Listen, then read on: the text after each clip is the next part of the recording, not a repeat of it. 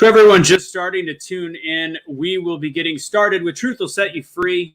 We are all created equal, part 2 in just 1 or 2 more minutes. Join us as you're coming in. Please let us know where you're from. Throw some comments in the chat box. Share this with your friends, as we would love to create a phenomenal conversation that people can take growth, change, power from, and have obviously a very serious discussion and a discussion full of change, kindness, and love. So please stay tuned. We'll be getting started in just a couple minutes right here on Truth Will Set You Free Tuesdays. We're all created equal. Excited for our guests. And let us know where you're from in the chat box.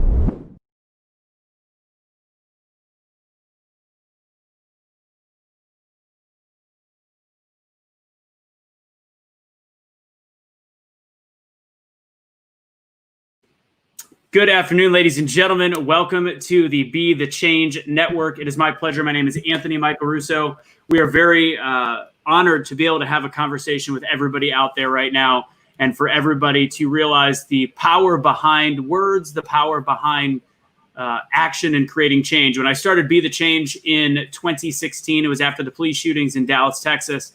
The whole concept behind it was I realized that there was something missing, a disconnect with society in terms of how much we choose to create awareness instead of just take action when we have the power to take action. So you had people protesting against police officers at the time, and 5 police officers passed away because of it. But in the end, it wasn't just about the police officers, and it wasn't about the people involved. It was about all of us realizing that we place so much stress and emphasis on what our politicians do, and really we've lost sight of the golden rule and the ability to actually create change in the world around us. And with Be the Change, as it's evolved over the years, obviously some major things have happened. Things have ebbed, things have flowed to the point where we've got ourselves to this point in society where we don't know how to have a conversation with people anymore. And we're so deathly afraid to be uncomfortable in conversation that's the issues behind creating change. And this last episode in this show is talking with the initial mindset of what happened to George Floyd and the potential for our society to see something that we can actually use as fuel to create change instead of division. And there's a lot of ways that our media might fight against that and other outlying sources, but at the end of the day, it's us. We can look at each other, we can look at the person next to us and create change inside of ourselves and inside of our community. One thing I want to mention, I watched a movie this last week. It was called The Biggest Little Farm.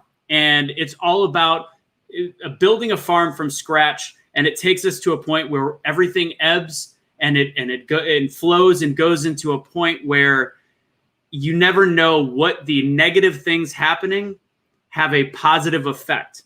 So as bad as things can be, there's still an ability to create change. There was a coyote that they thought was actually killing all of their chickens, when in reality that coyote was protecting the farm in other ways. So we have to find the positives in everything that we do.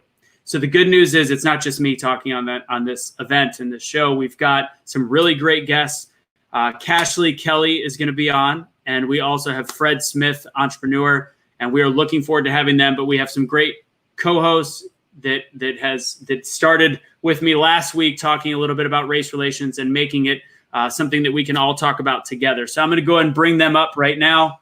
Excited to have all of them. We've got Curtis and Aaron Smalls. Aaron, I'm going to go ahead and have you introduce yourself first. How's it going, Aaron? Hey, Anthony. What's up, Curtis? Hey, everybody. I'm Aaron Smalls. I am in New York City. And last week, a little bit before last week, I talked with Curtis and Anthony, and I said that we needed to get together and have a conversation about what was going on. And I brought it up to these guys to have this conversation because whenever I talk with them, we all have differing opinions, but we're able to talk to each other and listen to one another. And that was the biggest thing about what I saw that wasn't happening, is that people weren't listening to each other. They weren't having a conversation. They were afraid to ask questions. They were afraid to speak up because they didn't want to sound stupid. And I said, guys, we need to talk about these things because it is a safe space to talk about them. So we got together last week and we had some conversations, and now this week we are continuing it. I'm very proud that we're continuing this conversation. We're getting some excellent guests to come on the show and speak their minds and be authentic and be real. And as much of the negativity that we're seeing getting filmed and getting put out there in the media and on social media, there's also a lot of light, and there's a lot of positivity, and there's a lot of really authentic people out there. So I'm glad that we have those guests on here. I'm glad to be able to have a conversation with Anthony and Curtis and our guest. And thank you guys so much for tuning in and watching. Excellent. And we, of course, got Curtis as well. Curtis Harkness, what's going on? What's up, team? I call them team because they are, how do you say, inspirational to me and instrumental to my sanity and how I live my life. You gotta have diverse people around you so you can have diverse thoughts, so that way you don't get caught living a one-track life. But no, I just so super excited from last week that we were able to get a lot out in the open. We had a lot of people online and different opinions.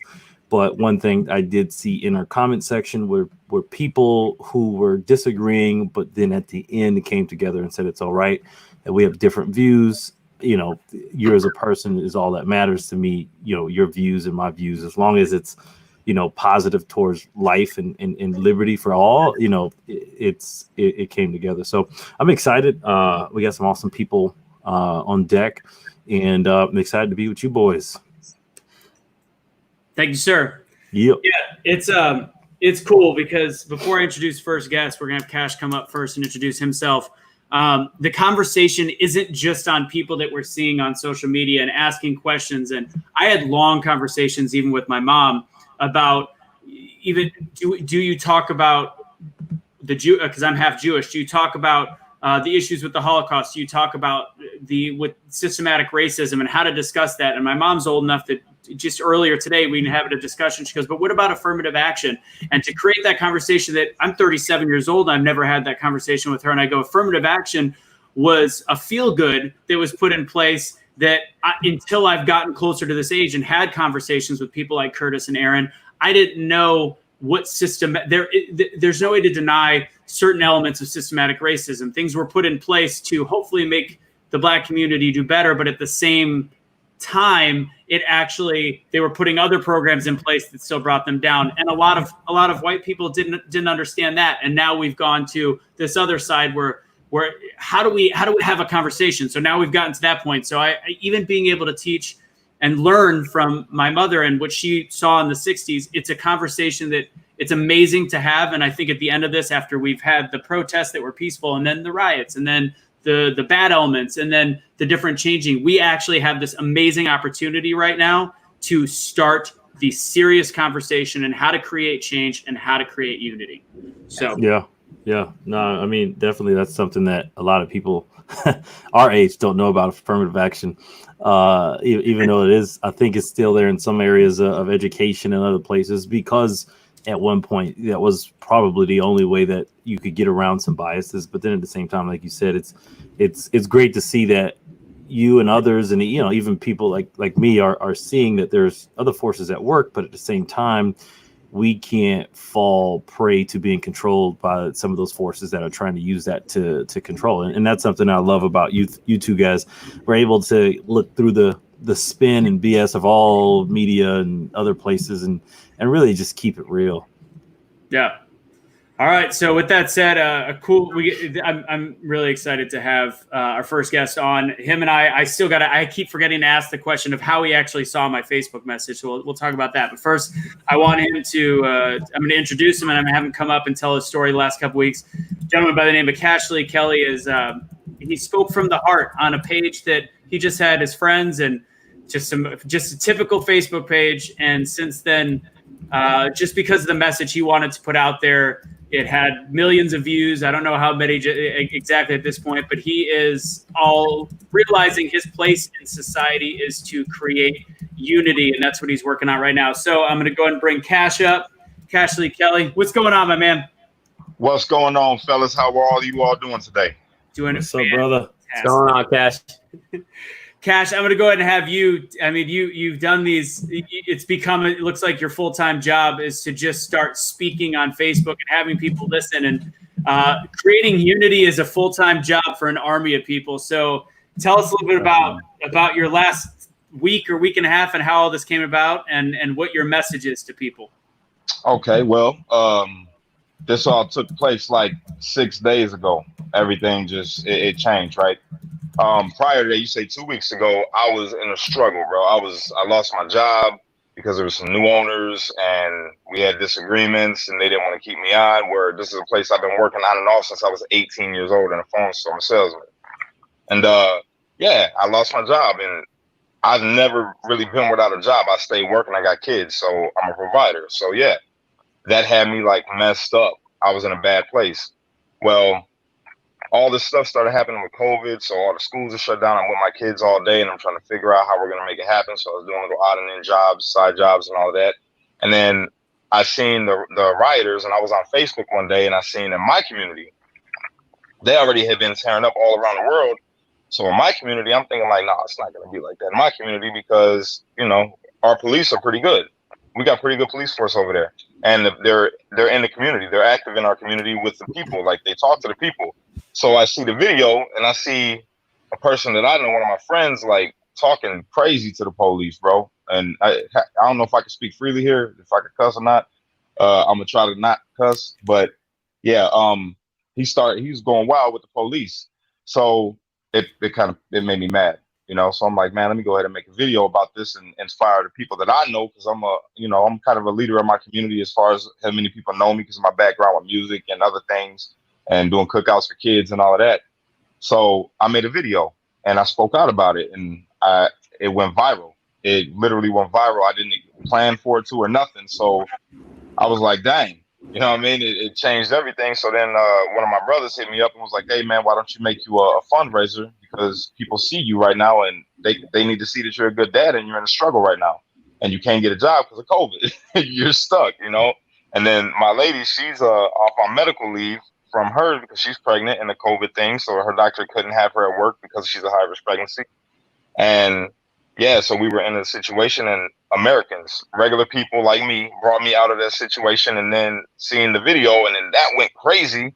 So then everybody, literally like all of America that seen me, literally just started helping. They just started helping out. And then they were telling me like, yo, keep speaking, bro. We need to hear a voice like yours. What you said makes sense. Could you touch on this topic and this topic? So I'm like, all right, yeah, I'll do it.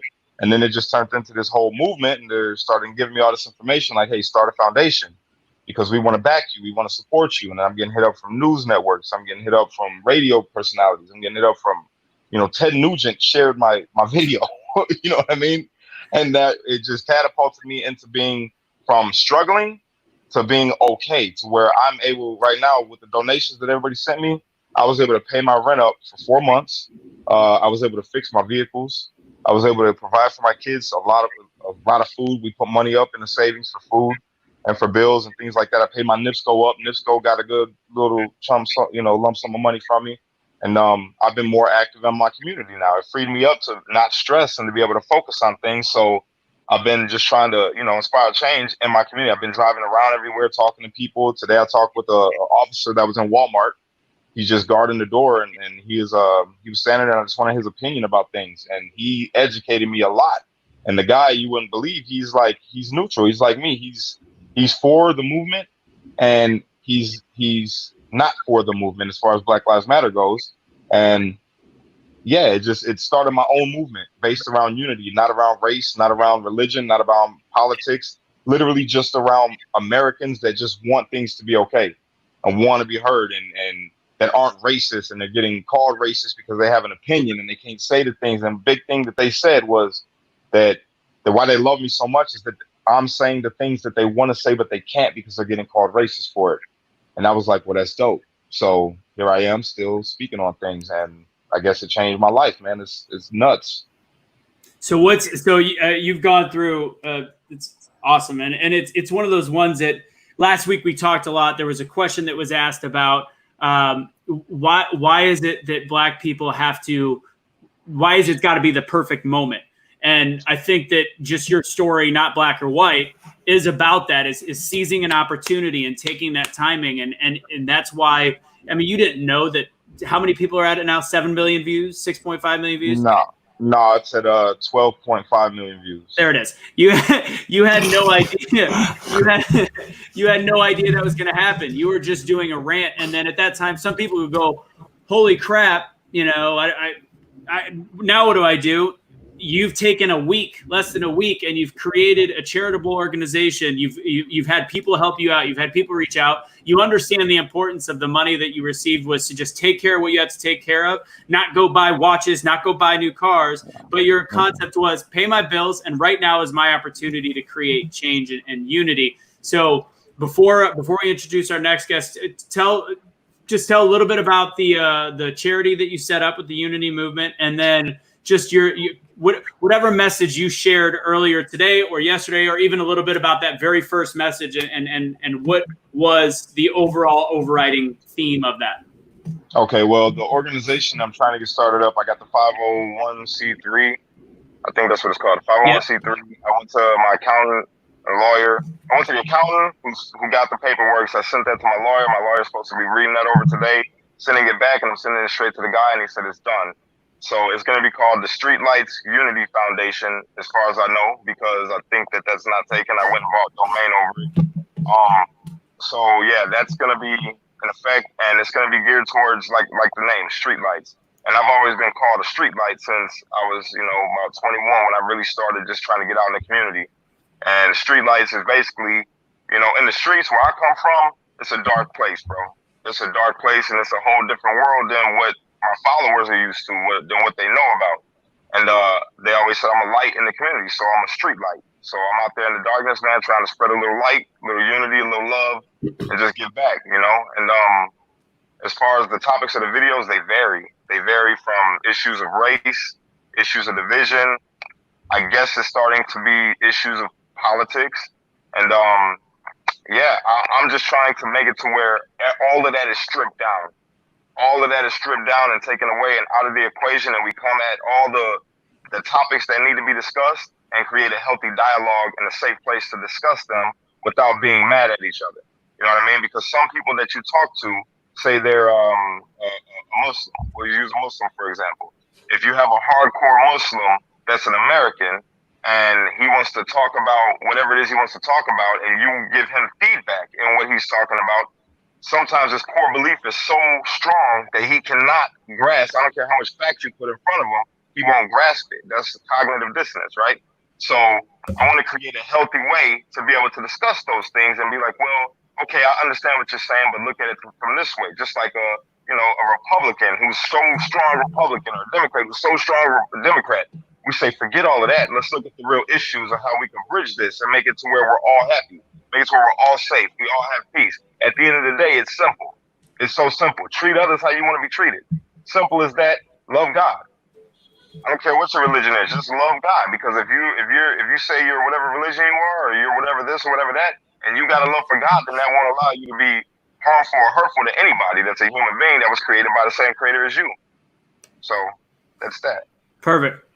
Before we introduce our other guest, Fred, Aaron, I believe do you have one quick question for Kash before we do that? Yeah. By the way, everybody, we're gonna once we do everybody's introduction, we've got some questions and we'll have some discussion points that we're gonna include our guests on it and be able to have that dialogue that we talked about. But yeah, go ahead, Aaron. Yeah, Kash, this was one of the things that we were talking about before we started the show up, and it was just you were saying that 6 days ago this really kind of popped off, and 2 weeks ago you were struggling and all that. And I think that what people don't realize is that things like this don't happen overnight. No, like, it seems like it happened overnight, but it's like the Will Smith quote that he has out there where it's like racism isn't getting worse, it's just getting filmed. I think this is kind of the same concept that's happening, just in a positive way. You've had this mindset, you've had this focus, you've looked at life with the eyes that you have, and this is just a peak. This is just one of those peaks that you are reaching. So my question to you is, where did this start? How did you get this mindset? Because I know from watching your videos that you said that you grew up in the hood, you live in the hood, like circumstances aren't the best for you.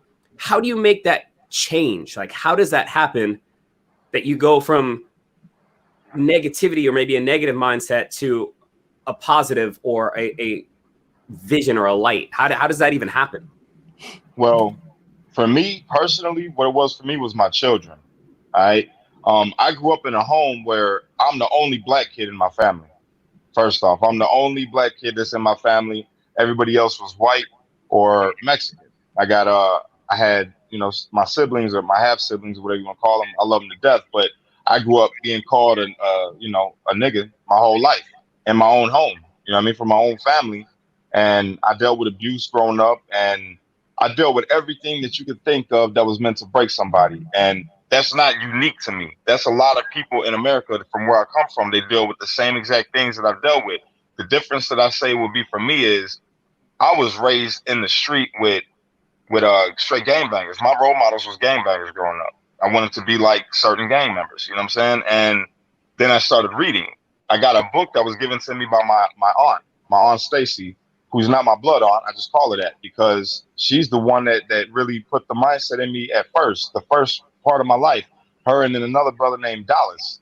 Dallas instilled in me a lot of great morals about, what it means to be a Black American, right? And I got this book called The History of Black America.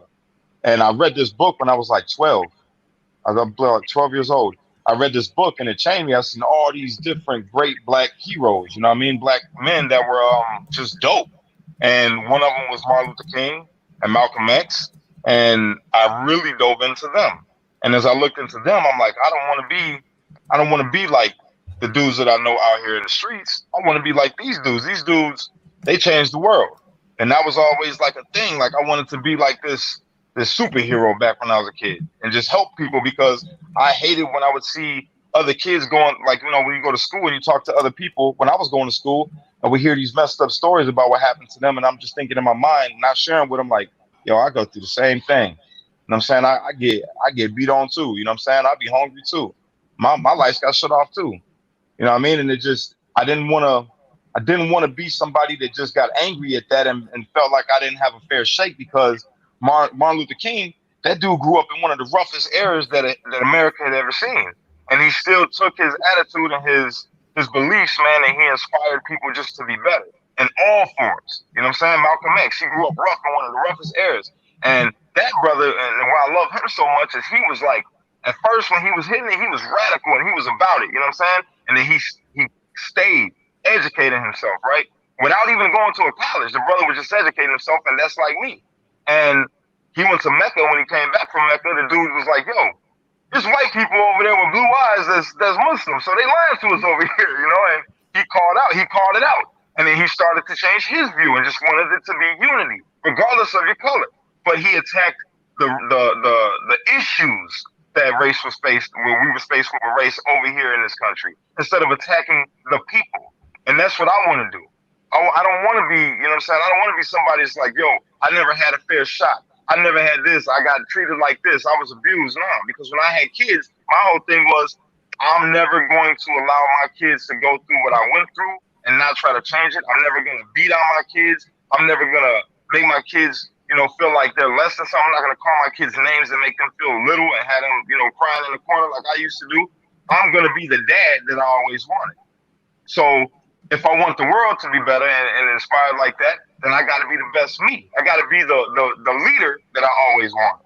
You know what I'm saying? So I don't believe that. I don't believe in nobody gets a fair shake just because of their skin color. I don't believe that at all. Nowadays, I would say a couple years back, 50 years ago, hell yeah, definitely. That was the case. But now, because of all the moves that have been made by past people who are trying to do what we're all trying to do, you can't say that because we have the same opportunity. We had a African American president. He was mixed, he was a African like myself. So we all got the same. We got the same goals, man. We got the same opportunity to do whatever we want to do. It might be harder for us to get there, but we have the opportunity to do it. We might have to work more, but we can still do it. You know what I'm saying? I don't believe that a man. What I tell my kids, can't is not in any man's vocabulary.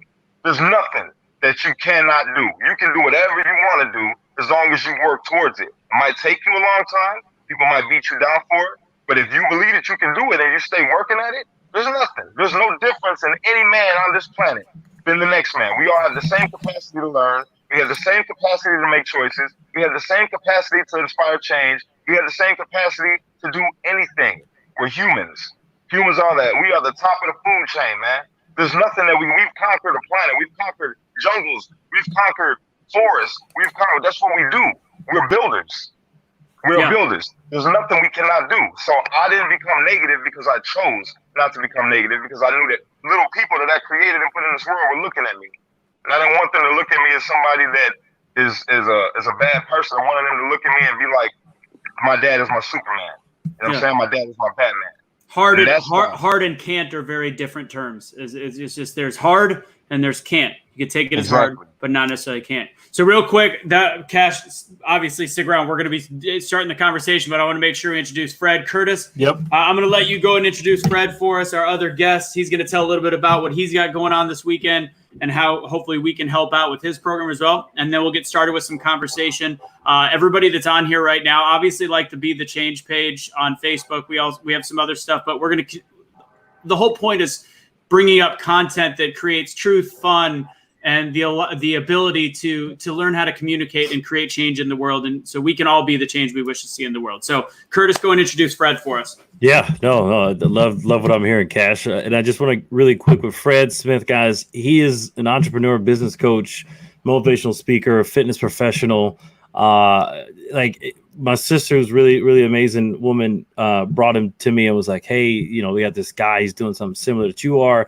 And I was like, send him over. And, when we finally got to meet and got a little bit of information from him, like just, kind of what you talk about, Cash. He's from Bronx, but he was born to a family who immigrated from Jamaica, moved to Florida as a child, got a degree in computer engineering from University of Florida. And then he went on up and attended Harvard Business School, co-president of the student body. Like, it's just a lot of crazy, amazing things he's been doing. And he hasn't stopped. Came to Atlanta from Chicago, and I think he's now back in New York City. Go Atlanta. But it's off of your mouth. But you can bring up Fred Smith, and also like he's got something else that I love that he does. He's in fitness and he loves health.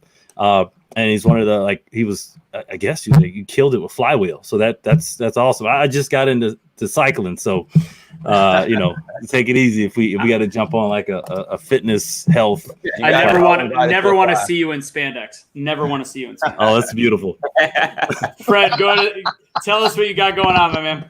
Yeah, so gentlemen, it's good to be here with all of you, and thanks for having me on your show. I really support what you guys are doing, and it's very much in line with what I have going on. So in light of all of the events that we all know about over the past few weeks, I have a fairly large following. Even though I live in New York now, I was in Atlanta for about 8 years. So I decided to host a town hall, a virtual town hall, and so we could just start the difficult conversations, very much in line with what you guys are doing.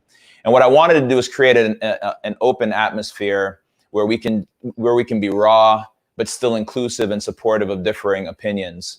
So it's all virtual. It's coming up this Sunday. It's called Join the Convo.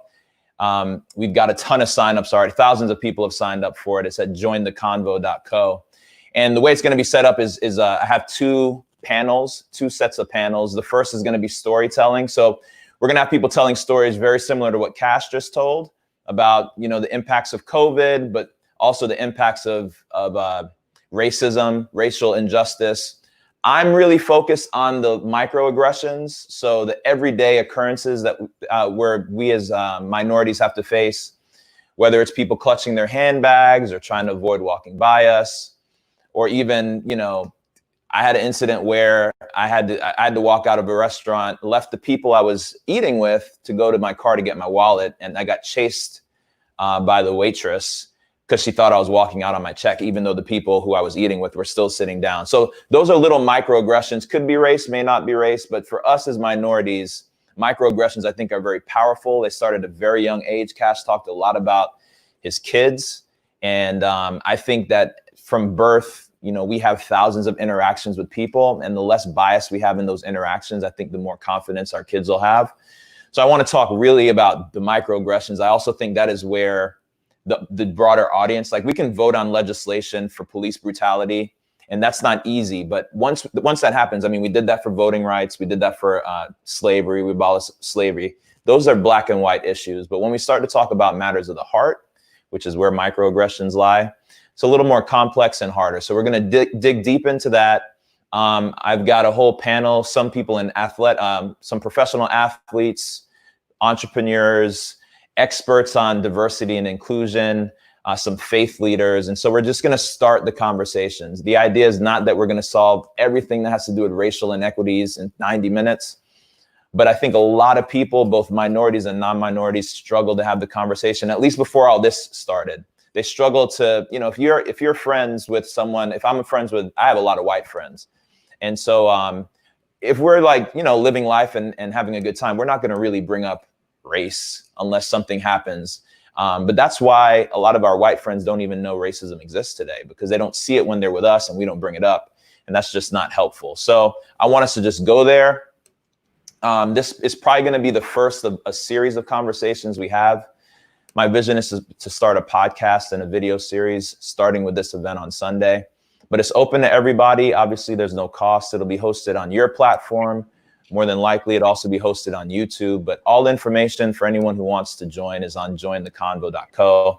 We have an Instagram page, same name, jointheconvo.co for any information. But I believe strongly in having open, honest conversations, specifically when we have differing opinions, so we can get it all out in the open and start to find some common ground. So that's excellent. Thank you. Thanks, Fred, for being on. And obviously, we're going to have you stick around, and we're going to start to get some questions. Last week was that was the beginning of us feeling uncomfortable and having those hard conversations. And I wanted to talk about self-responsibility last week, but we went a couple hours, so it's about time to wrap that up. So I wanted to save that for this week. It was 2.5 hours. It was long. It was a long show. And part of what made it's interesting, and I do believe everything happens for a reason. And I was driving across country, and somebody sent me Kash's video, and I heard him talk about the concept of why do we ignore black on black crime. And as a white person, as we can see, anytime I bring that conversation up with people that don't know me well enough, it immediately changes the dynamic of the conversation. But anytime that you go to a psychologist or you try to fix something inside of you, you have to have that hard conversation of self-reflection and self-responsibility. So there is glaring issues, and you can go top to bottom. And at the beginning, I can always discuss the fact that I understand, I don't know what it feels like, but I understand systematic racism. I understand that it may not be your fault, but it is your responsibility. That's not in race. That's not in crime. That's in life. That's in a relationship. That's with the people you're around. Certain things have happened to you. There's children that have been abused, as you say, and they're going to have a harder time being the man or the woman they want to be because of the stuff they went through. But obviously, if we look in this case, we're talking about the black community.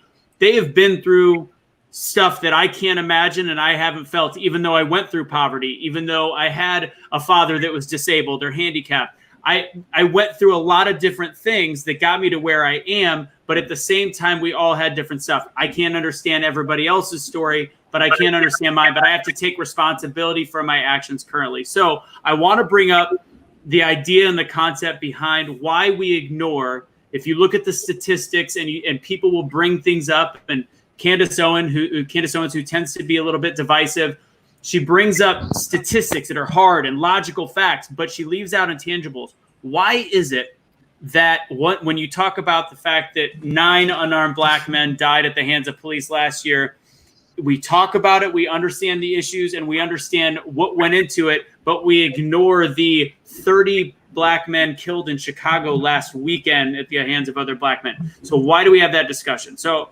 Curtis, I'm gonna start with you, if that's all right. Yeah, no, you're good. I mean, this is one thing that a lot of people ask me that. I mean, I have a lot of diverse friends, and I think it's a blessing, so they can ask me, questions like this, and I will say a lot of black people will be like, well, why you always got to bring up black on black crime? Like, trying to, because they don't really know, what it is. But as a person I run a nonprofit, Regular Hero, and I work with Anthony and a bunch of others. And I work with a lot of other nonprofits and different people that work in the hood and in areas that are worse than the hood, like Haiti, and even in some crazier places. And that's something that I always urge people to go and do your research and look at places that don't have what you have. But really quickly, I look at it, and there's a lot of people that focus on black crime. People it's just not sexy because it's every day. And I tell people a lot of times is, well, Curtis, what about black on black crime? I said, what about it? I'm always trying to do better. We have programs that are trying to get kids off the streets. We have programs that try to get kids off of drugs. You got programs that try to educate, young men and women on sex and abortion and raising children. Those things are there. It's not that they're not going at it or focusing on it. It doesn't get, and I was telling somebody else, I said, if you really care about that, and not throwing it up in my face to try to deflect or whatever, because for me, I care less. Me, I'll talk all day and I won't get mad. But at the same time, I'm like, what are you going to do about it now that you brought it up? Are you going to go do something about black on black crime? Or are you just bringing it up to tell me? Because if you're not going to go do anything about it, don't bring it up. You only bring up things for me that you're going to do something about. Now, I have done some things in the community, actually a lot of things, but I don't like to brag. Cash is everybody I think here has done something in their community to help. And that's why the top 2 guys here, my friends I'm with, because they have a big heart. But at the same time, I look at it, the biggest difference between black on black crime and crimes that are committed right by the police against black men is one major thing. Police aren't held accountable as the black person if he gets caught killing another black man. If he gets caught killing another black man, right, whether it be a couple different things, he's going to get persecuted by the law. He's not going to get a chance to get covered up. Not saying all police do that, because 100%. I love the police. I have a lot of friends who are police.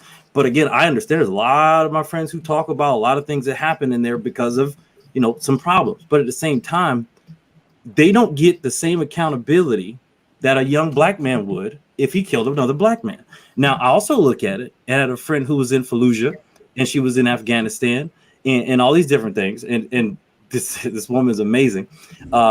She told me, she said, Curtis, as a 19-year-old Marine, I was in Fallujah. She said, for me to shoot my gun, I had to have seen a gun pulled and shot at me for me to pull my gun and shoot on a combatant, or I had to have somebody trying to kill me physically, and that was my last resort. What she told me was, she's like, there's not enough accountability in our police department. She said, because if she pulled her gun and killed a man, or if she knelt on somebody's neck, or if she did something that wasn't becoming of a soldier, because they have a lot of accountability and they're a public, they're a servant for the people. And also you want to make sure you're not killing anybody just to kill. The police should have that same accountability, because they're a public servant and they're not supposed to, like in the military, it's a kill or be killed. Sometimes people say that. But in the police, you know, and again, I understand it's a dangerous job. It's not safe. It's not always easy. And, you know, I don't make light of any of their jobs. But at the same time, accountability is the biggest difference between black on black crime and police on black crime. Because if people were getting put in jail, or at least like, you know, being held accountable, like Ahmaud Arbery shouldn't have waited till his video went viral for that guy to get prosecuted. And his dad was an ex-policeman and he knew the police. There's something going on in the system. And it's not even just, even again, it doesn't matter if you're selling cigarettes and you get choked out. You shouldn't get choked out and killed. You know, you got 4-on-1, right? There's ways to de-escalate situations. And again, none of this is putting it all on the police, you know, blanket statement. I'm just saying, because a lot, you know, I don't want the viewers to pop in and hear that one thing. But it's just saying, if we're going to talk about accountability and us, you know, black responsibility, not, I know you didn't say black, but I got saying for me, responsibility, I need the police to have even more, because they are there to protect and serve. And if I myself, and I'm sure other black men have had this before, have been driving and somebody gets behind me as a policeman, I'm going, oh crap, I didn't even do anything wrong. Why do I have that? Because when my friends are driving, who are white, they sit in the car and they go, hey, look, I'm like, oh, and it's weird because I catch myself and I go, oh, police right there. And they're like, Curtis, why are you saying the police? I'm like, oh, you have no idea. That's right. I forgot. You don't know, because I shouldn't be knowing that way. I shouldn't have to live that way. And unfortunately, my parents didn't teach me that way. My parents taught me to work hard, get your learning. They didn't say that. They're very well spoken, but you know, I'm from the South. Get your education and work hard. Don't take any as a handout. Don't, you know, you ain't moving back home if you ain't working, doing your thing, if you ain't building something. And the last thing was, don't forget, Curtis, you have to be, you know, be on your best behavior, because you never know what somebody might be feeling. And unfortunately, it had to tell me that, because I've been pulled over more than 4, 5, 6 times, and I've been pulled out the car twice. I've been handcuffed and put on the sidewalk once. And both of those times I had guns drawn on me. So me as a person, if you know who I am, I'm not arrested. I don't drink. I don't curse. It's not like those things are bad. Don't feel bad. You know, and there's other things that I look at that I'm like, I want to be a person of value. You know, I'm a Christian and I believe in love and passing those vibes and values. Why would I get pulled over like that? Because when we asked why, of course we were very calm, because you got to be, because you don't want to lose your life, which is something a lot of people don't know about. But I go, why would we get pulled over? Well, you fit the description of a robbery and you're in a narcotics area. I'm in Midtown Atlanta. Of course there's narcotics, because half the people buying them are living in these freaking towers. But that's the thing. I think the difference between black on black crime and police on black crime is accountability. And the fact that black people in a general, I can't speak for everybody, but a lot of people I know that are black, that are doctors who've been pulled over with me, that are lawyers who've been pulled over with me, do not trust the police enough to say, if I act like my white friend would, I would get shot or I would get put in jail, because I'm not seen the same. And that's again an assumption, but an assumption that has been proven a couple times, even in my case, of like how people are treated. That's all. I do think there is some assumptions, and we could kind of go back and forth on that concept of. I mean, I've seen some white people do some dumb stuff, and fact is, black people do get pulled over for much smaller reasons, but there is an element of there's unfortunate circumstances that happen to people, and how they deal with it in that moment is life or death. Unfortunately, it is more life or death for black people, but at the same time, I think we'll loop back to it in terms of what it actually means for in terms of black on black crime. So I know Fred doesn't have a ton of time with us, so I'm going to go Fred, then Kash, then Aaron to wrap up this conversation. So Fred, go ahead. Yeah. So I've obviously, all the minorities, all of us on here have had conversations over the past 3 weeks about all of the police brutality cases. And it gets frustrating sometimes, because to your very first point, Curtis, these are like gotcha facts, right? These are gotcha facts to like take you away from the bigger issue. So for example, I'm sure many of you saw the Keisha Lance Bottoms speech on Friday when the rioting started to happen. If not, she gave us an impassioned speech where she told everyone to go home. She says, you guys are destroying the city, or destroying your T.I. and Killer Mike own half of the block. You guys are destroying that block. It doesn't make any sense. Go home, go home, go home. I think that catapulted her to the top of the VP nominee list. But with that said, I was having a conversation with some white friends about this, and they completely dismissed her speech while they said they liked it. And they went to Killer Mike. And when Killer Mike was giving his speech after Keisha, he was wearing the shirt that says "Kill Your Master." And all they did was focus on that shirt, "Kill Your Master." And I said, and they were like, Fred, why did he wear that shirt? First of all, I don't know why he wore that shirt, because I'm not Killer Mike. He makes his own decisions. But I also said, because Killer Mike was wearing that shirt, does it mean that racism doesn't exist? Does that mean police brutality doesn't exist? And in this case, if 9 white officers killed, if nine incidents of white officers killing black people happen, 9 is too many. And it doesn't, and just because we have other statistics showing white on white crime, for example, or black on black crime, it doesn't mean that the issue doesn't exist. And I think so many times they try and just get us off of what matters. And to your other point, Curtis, so if black on black crime exists, what are you doing about it? Right? They don't care. They just want to get you with a gotcha fact and then dismiss the whole issue. Those people are hard to talk to. I don't know that they're going to be part of the problem. You're going to go back and forth with them, continuously. And I don't know that we're going to get to them. I think we need to look for allies that can help us vote on the resolutions that we need to fix the issue. But one black person being killed by a white officer is one too many. So if it's 9, fine, that's 9 too many. I got you. Yeah, and I'm glad we're going to be going to Kash next, because I agree with you in the sense that what are we going to do about it? But based on my initial part of the conversation is how does a group of people help somebody if whenever it comes up, it's deflected? I mean, even Curtis, you deflected. Fred, you kind of deflected but there's a bigger issue. What if it's all one issue? If the ultimate way that you're actually going to change people's hearts and change people's minds is you're right. It really is that same thing in psychology. You go, we're fucked up. We have a problem, but you need to help us fix it because we all need to work together. That's fair. But when it's immediately, I noticed psychologically, Curtis and Fred, right when it brought up, it deflected to a different part of the conversation. So since this is kind of part of the reason and how I met Kash, I do want to ask you your opinions on what you just heard. All right. So look, this is how I'm gonna say it. All right. Hey, I got a question real quick. You don't gotta elaborate, but Fred and Curtis, real talk. Are you brothers from the hood? No. Like from the hood? No. I used to live there, but we moved out. I got you, my Detroit, brother. Detroit, and New Orleans. Yes, sir. Yes, sir. And there's nothing bad that I'm about to say. I just want to give a perspective. All right. Yeah. I'm from the hood, bro. All right. When I used to gangbang, I was gangbanging in Cal Park in Chicago, 99th and Ewing. You know what I'm saying? It was called 99th Ruthless. You feel me? Now, in my neighborhood, where I grew up and where I'm still at, I'm still around. I'm still over there, right? Over there, it is not no race thing, bro. The police, if they pull you over, it don't matter if you black, white, red, brown, it don't matter, okay? I got white boys from my hood, all right, that are white, they get treated, bro, the same exact way that you would think that a black person would get treated by the police. It is not a race thing that's happening with the police. They're just putting that into our face, okay? The issue is police brutality as a whole. It has nothing to do with race. They're using race to get an uproar from guys like you and I. Now, being a person from the hood, I'm telling you firsthand experiences, bro.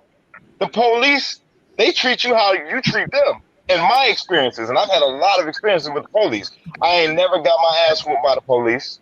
The police ain't never smashed my head onto the car. They ain't never told me I'm gonna kill you. I did have a police officer from Chicago. Now, this is another thing.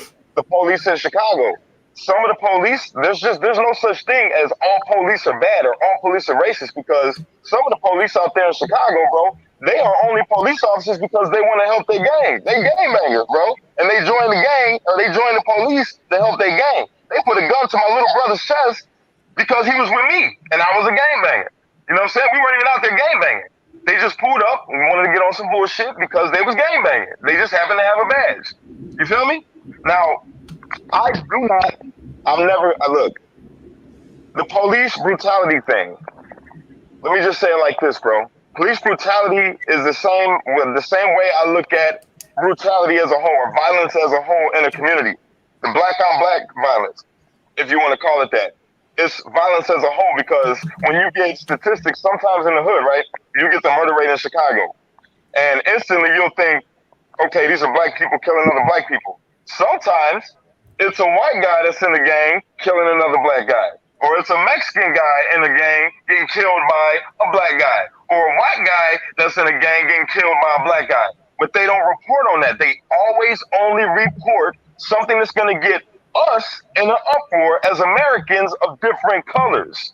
So then we over here looking at the police thinking, they got the whole nation thinking right now that police just target out black guys. I'm from the hood. That ain't how it go, bro. I got white guys that if I'm driving with them, the police gonna pull their ass over just because they know that they from this part of the neighborhood and they probably in the gang. You get what I'm saying? But they only gonna tell you, oh no, now in a richer community in the suburb area, yeah. Hell yeah, if I drive through the suburbs and they don't got a lot of black people out there, you're definitely right. I'm probably going to get pulled over by the way that I look. Guaranteed. But that doesn't mean all the officers. Some of the officers are cool and down to earth. I've been in the suburb communities where the police pull me over and they're just cool. They're just like, hey, where you going? What you doing out here? And they ask. And even though that's messed up and I feel uncomfortable that they got to pull me over to ask me why I'm out here in this neighborhood, I get it. Because their perception when they watch the media is, okay, here's a black guy, he's a thug. And that's only because of the conditioning that they've been given. Just like our conditioning to think like, oh shit, police behind us, it's about to be. It's the same thing. And once we strip all of that away and say, okay, look, we Americans, why you feel like this police officer is, well, as they say, I'm a cop. Why do you feel like that I'm going to kill you? Well, because in the news, y'all kill us all day. And the cop's point of view, sir, why do you feel like you got to pull me over because I'm black? Well, in the communities and in the news, you guys are always shooting at the police or you're always causing trouble. It's always a narrative that they push. It's never from personal experience. And if it is a personal experience, it's a small percentage in the grand scheme of how many people are actually being pulled over. You get what I'm saying? Yeah, no, I mean, I agree 100%. I mean, the biggest thing that I tell Anthony all the time is, the media is what is going to portray us. Will tell you how they want you to see us. Like when I went over to France, and I'm in France, and I have people that never been to America. I'm the first Black American they've ever met. They go, "Can I see your gun?" And you sit back and go, "What? Gun? Don't all Black people in America have a gun?" That's what the media says, and I go, "Hold on, what? What do you mean?" Why? But this is the thing, and I agree 100%. Like in the hood, and my grandmother still lives in Montgomery, like in the deep hood. My uncle and some other people are in there, and we do what we have to do to help our family and try to help people get out. My mom got out, and we try to help others get out. But at the same time, it is a mentality thing. You got to be able to see further. But looking at what the media is doing, and I'm with Anthony 100%. I don't like how the media portrays it. And again, with what you're saying, with how they're going to push the race thing, 100%, they're going to push race because it's great ratings. But at the same time, the difference between in the hood, right, and in the areas where I've got pulled over, other people, or how you've gotten pulled over in areas that they think you don't belong, right? That's where, you, in my eyes, is you have to be a good person to hopefully help change that person's one-on-one view of Black people to say, okay, this Black guy was very nice. I've gotten that a bunch of times, and I just sit back and I go, that was a very racist thing to say because you've already thinking that. But at the same time, I'm like, I'm going to keep being a nice person so I can portray that and hopefully infect you with love and at easeness, so that way you don't think that way about other Black men. And that's something that at the same time, if being pulled over, you don't want to feel emasculated, right? That's happened to Black men a lot. But at the same time, you want to make sure that you're respectful. And there's, again, like I said, I don't blame all police. Like that's one thing. I don't blanket any one group of people for some things that have happened and things that continue to happen from what people have been conditioned in their growing up. And that's where I agree with you on that. Hey, big brother, real quick. I'm so sorry. I don't mean to cut you off. I just want to interject real quick. Go ahead. Going back to what you had asked right now, or what you had stated when you said you went to France and they asked you about the gun. Now, why do you think, in my position, in my opinion, why that is? Personally, first off, how we get portrayed in the news, number one. Yep. Second is how we get portrayed through music. It's worldwide Yep. when you see a black person. And thirdly, how we get portrayed in movies. Okay, 100%. So it fits into a stereotype. It's all a stereotype. And then when they see someone like you and like me and like my brother Fred, they automatically they got this narrative in their mind compared to how us, like me in the hood, when I see a white person, automatically like right now, Anthony talking to you, when I see you when we first video chat, right, and I get to see your face, in my mind I'm not thinking this dude's a racist or this dude got money or no. Matter of fact, let me not lie. I'm thinking in my mind, this dude got a radio station, and when we started talking about it, you're like, well, I only got this so many, viewers or whatever. In my mind, my first thought is, okay, Anthony got a radio station. This dude must be rich, and he's, but that's not that. We all have them stereotypes. When you see a cop, the stereotype is he gonna beat my ass, you know what I'm saying, or he gonna pull me over, In some instances, mine, like I say, I can't relate to that because it didn't happen to me, and I'm from the hood. I'm supposed to be that statistic. You get what I'm saying? I'm supposed to be that statistic, but it ain't happened. So what's real? And that's what we got to distinguish. What's real and what's media pushing things for a political agenda or whatever kind of agenda. And that's the whole thing that I'm trying to do with this movement. Strip all that away. Healthy dialogue, like how we doing right now. Because I love every one of you brothers. I know I don't know you personally. I love every one of y'all, man. And I appreciate the change that you're trying to push. You feel me? I appreciate how we got to create healthy dialogue, bro. That's the only way we're going to end all of it. Just take it all away. Healthy dialogue and understand. Not listening to the intent to respond. We have to listen with the intent to understand both sides. I'm talking about from a KKK member down to a Black Panther. Down to a Black Panther. Understand why do you have your views the way that they are? Not that I'm for the KKK. They can kiss my ass. I'm not saying that. I'm just meaning that kind of understanding, that depth. Take all the emotion out of the conversation and just understand. And Cash, I know that Fred has got to bounce out of here real quick, so I just want to. Go ahead, Fred. I'm sorry. No, you're good. I'm going to tie it all in. Fred, you had said earlier, just real quick, that 90 minutes isn't gonna change all this stuff, but and I know, and I'm aware of what you're saying. But that's one of the things that I love about Cash and his videos. Like his videos, 5-6 minutes, maybe some of them are 11 minutes. It's this incremental change over time and having these kinds of conversations that open people up, that allow people like you and Curtis and Cash and Anthony and me to be able to make this kind of change, because we have to inject this into people for them to see these different perspectives and to see these different shades and to understand. And I appreciate you, and I can't wait to watch your show that you got coming up, brother. Yeah. All you guys are invited. Thanks again. Sorry, I got to hop off here. I got another planning meeting, but I hope to continue this discussion. Maybe I'll hop on again and we can talk about some more topics. But thanks again for the time, guys. Hey, Fred, you take care, bro. All right, you too, man, and good luck. All right, you too. Be safe. Be safe out there. Yes, sir. All right. Anthony, we can't hear you. You're muted. I can't hear nothing you saying, Anthony. he was going in too. Anthony was like, yeah. And I'm like, I don't hear you, bro. Well, everybody was saying I was too loud. I was trying to make sure. Is that better right now? Yeah. Yeah, is that better? Yeah, right, you're better. Apparently I was yelling before. It's live stream, so it's all right. Yeah, it's imperfect. It's real.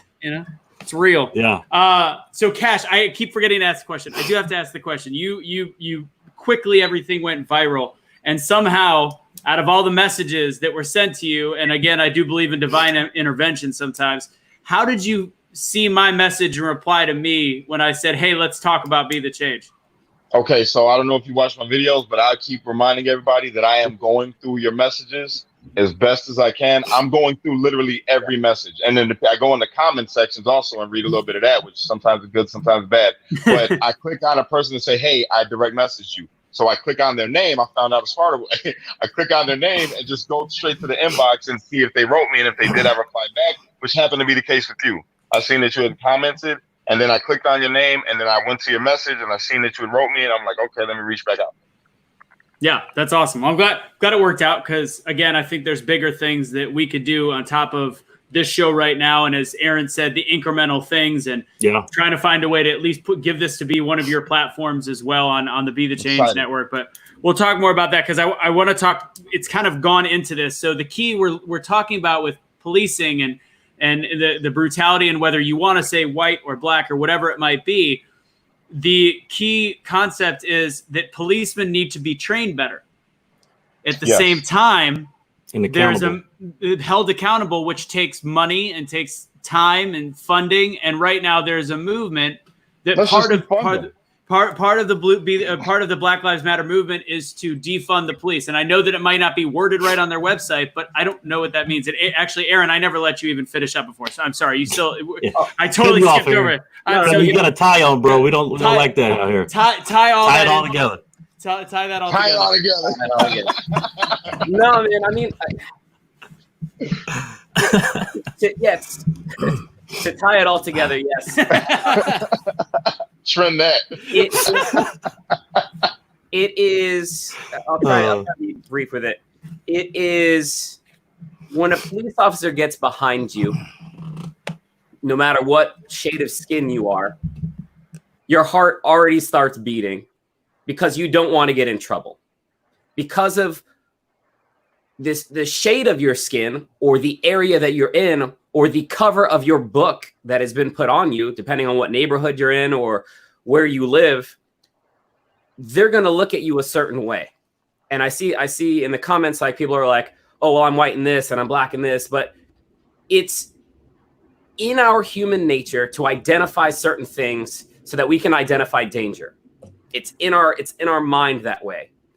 But this is where it's different, is that we have to have this openness and we have to be able to have this conversation. And as much as it's a person, and go, okay, this could be a bad officer coming up, or this could be a good officer coming up. There is no way to know that, because most people aren't looking at the actual person. They're looking at that uniform, and that now has this stigma. So people are reacting a certain way. And the difference is, like, what I don't think people understand is that we all have different life experiences. We all come from different places. And so many people think we're all on the same playing field, or we've experienced things the same way. And I think that's why there's so much controversy with Black Lives Matter versus All Lives Matter, and all of that is just like, people aren't taking the time to listen and ask that question and interact with one another. And that's a big social media thing. And I've watched a lot of Kash's, if not all of Kash's videos, and to see his excitement and to be sharing his news when he's about to get a burger and there's other people walking around and he's still acknowledging them and he's still saying, hey, how you doing? Good to see you. He's not lost in the camera. He's not lost in the social media. He's still being a real, authentic person, which is why all these people are here and they're following him, and why he's got such a voice is because of that authenticity and that connection to people. And I think with officers coming up behind you and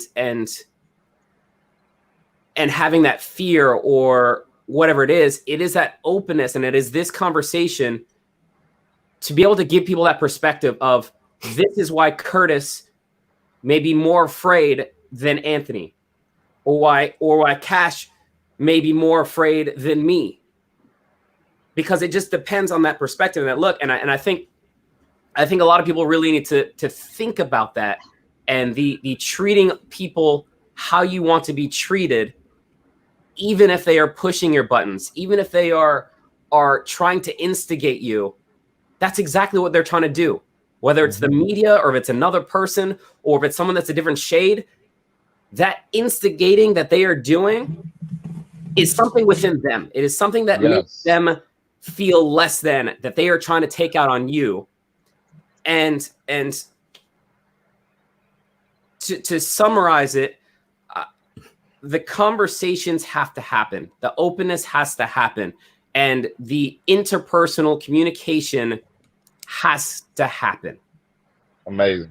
And Kash is going to go in a minute, but I think the key behind that, and I always talk about action over awareness, is I think right now that term awareness needs to go away. I think it needs to be conversation. I think conversation is the new awareness, and having this. And Kash, before you go, and hopefully, I don't know if you like the vibe, I think we can bring you back on for another show. All right. Good. Yo, I love this. I love all you guys. Your vibe is dope. All of you guys are very intelligent, man. And all of you all speak very well, man. I really appreciate your point of views, and I really appreciate you listening. This is what it needs to be, healthy dialogue, and I hope that we showed that right now on this show. Just healthy dialogue, being able to listen to each other with difference of opinion. And one of the things I had recently on a Facebook discussion is somebody said to me, they go, I know Facebook discussion, terrible idea. They said something like, well, I can't respect your point of view because, and it was a white girl to me, said, I can't respect your point of view because you follow, just follow, not I'm a fan of, I follow Donald Trump. I follow Donald Trump and I follow Candace Owens and the Hodge twins. So 2 black people and a white person, and a white person was telling me I can't listen to what you have to. They're mixed. Don't. Come on, give both sides love, Anthony. I have to listen. I can't. Obama was a mixed president. Get it right. I can't listen to what you. That's even racist. So he a mix. Come on now. We love him though. But Hodge twins are mixed. Let's keep going though. Keep going. Sorry. But think about what that's like to have a conversation where a white person told another white person they can't have a conversation about race because I'm racist because I'm following 2 black people. Yes, it doesn't make sense. That's so racist. Kash, go ahead and really quick wrap up what you want to say, and we'll connect offline and figure out what our next steps are, and the more we can share unity movement. So go ahead and tell us what you think. Please. To end it up. Okay, well, this is what I think. First off, I think that this show is amazing, and I pray to God that it is successful, man. I really do. I hope that great things come from your show. You are making a difference, bro. You are being the change, and I appreciate that. You're not just saying it, you're living it, and you're doing your part. So I thank all 3 of you guys for that. Secondly, to all the viewers that's watching, if you're watching from my page, I would ask you guys that you follow this show because the show is impacting lives, man. The same way that you guys say that I am, this show is doing the same thing. And there's 3 more men right here with the like mind, maybe with a little bit of difference of opinion, but they're all trying to impact change and inspire change for people to be together and come together. And that's what the show's about. So if you guys could, please go to his page and like it. I would appreciate it. And thirdly, I just want to say thank you to you guys for even having me on and being willing to even speak with me. And yeah, man, I hope that we can do this again. And everybody watching right now, or if you're listening right now, yo, be the change. You know what I mean? We have to unite. We have to be able to discuss the hard topics without making it hard. Yeah. That's the thing. Discuss the hard topics without making it hard so that we can make a better America. So we can make a better relationship with each other, from political background to race to religion to whatever. From a job to a civilian, like a cop to a civilian, it all needs to be discussed, man, so that we can be better. I'm not for defunding the police. Let me say that right now because I don't know who's listening. No, don't defund the police, or you're gonna see the hood really be the hood. And I'm telling you right now. You feel me? I'm telling you right now. Also, to the Caucasian American people that happen to be women, please stop shaving your heads. That is ridiculous. I don't know if y'all seen that. There's a movement going on right now where they're shaving their head in support of Black Lives Matter. Yeah, I don't know how that helps, but Britney did it earlier this decade. So, if Britney can do it, I guess, Stop coming from a place of white guilt. You know what I'm saying?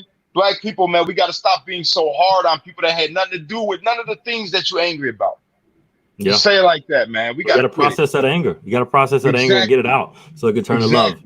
Yeah. So look, I love you guys and everybody watching. I love you guys and I appreciate the opportunity. Please let me know if you want me to come on again, or if however I can help. If you can help, we got to come together. And you guys are great for being the change, man. Thank you so much. I appreciate you. You got to shave that beard, bro. It's too easy, too even for me. I can't have you on the show.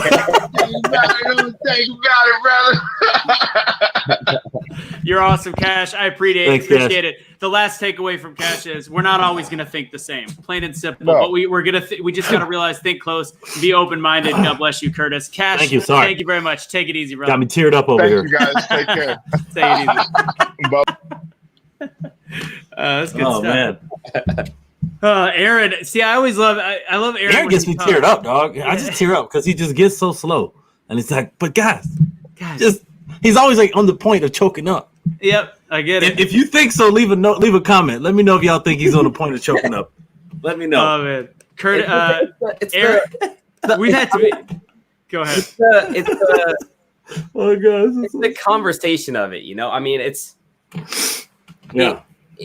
when we talked about it last time, but this particular platform is a safe space like with our conversations.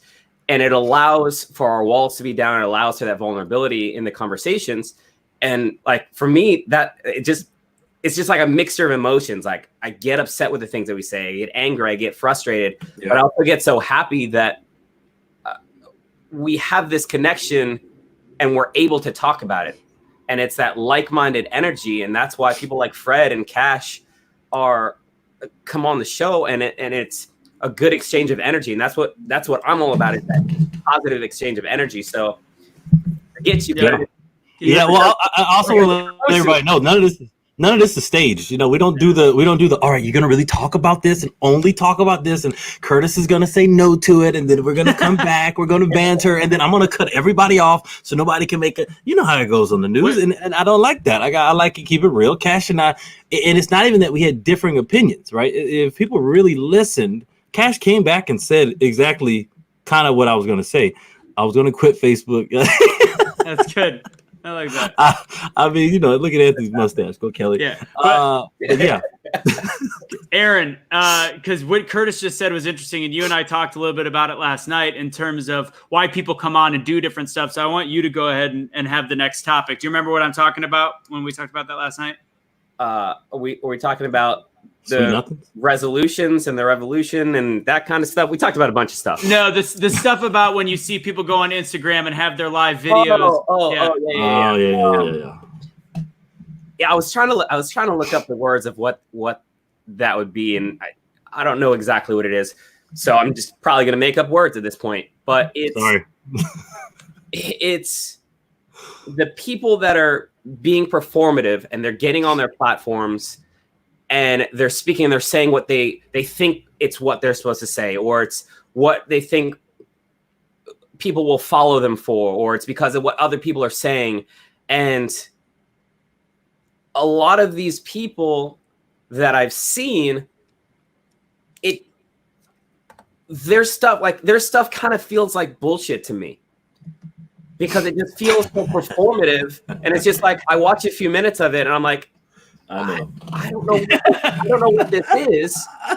I don't know that I can listen to these points like I want to, but I don't know that I can, because it just doesn't feel real. It doesn't feel authentic.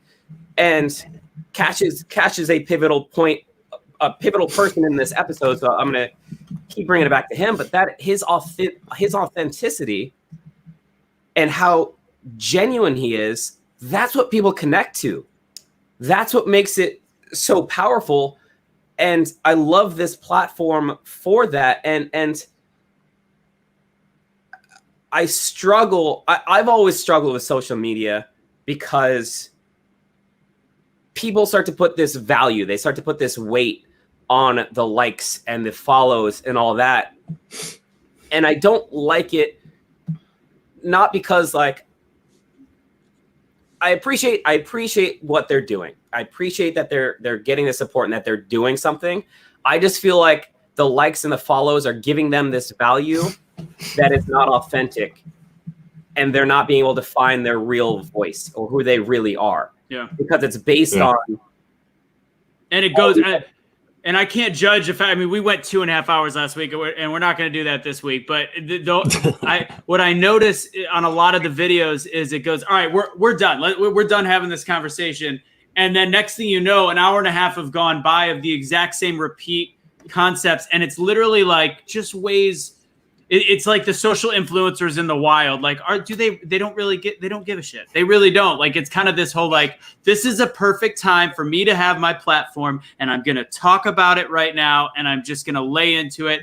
And in all reality, it doesn't seem genuine, and it doesn't seem like it's planned. And I think the importance of this show is having that conversation. I don't want to stress too much. I do want to say, it's tough for me to get on Instagram and be fake. Like, I don't even know how to do it. Like, I've seen people do live when Periscope came out and with all these, and they have like, they would just switch. And I'm like, I do that on stage, but that's different when I'm like hosting. But like, this is what I'm supposed to be, Curtis, who people know who I am. And I have a lot of people, and there's a lot of people probably on this watching this that will go, oh, I don't like what they post. So I don't, they need to change what they post. And I go, no, they can post whatever they want. Let them do it. And that's why I think a lot of people do things that aren't them because they're scared of other people judging what they're going to post.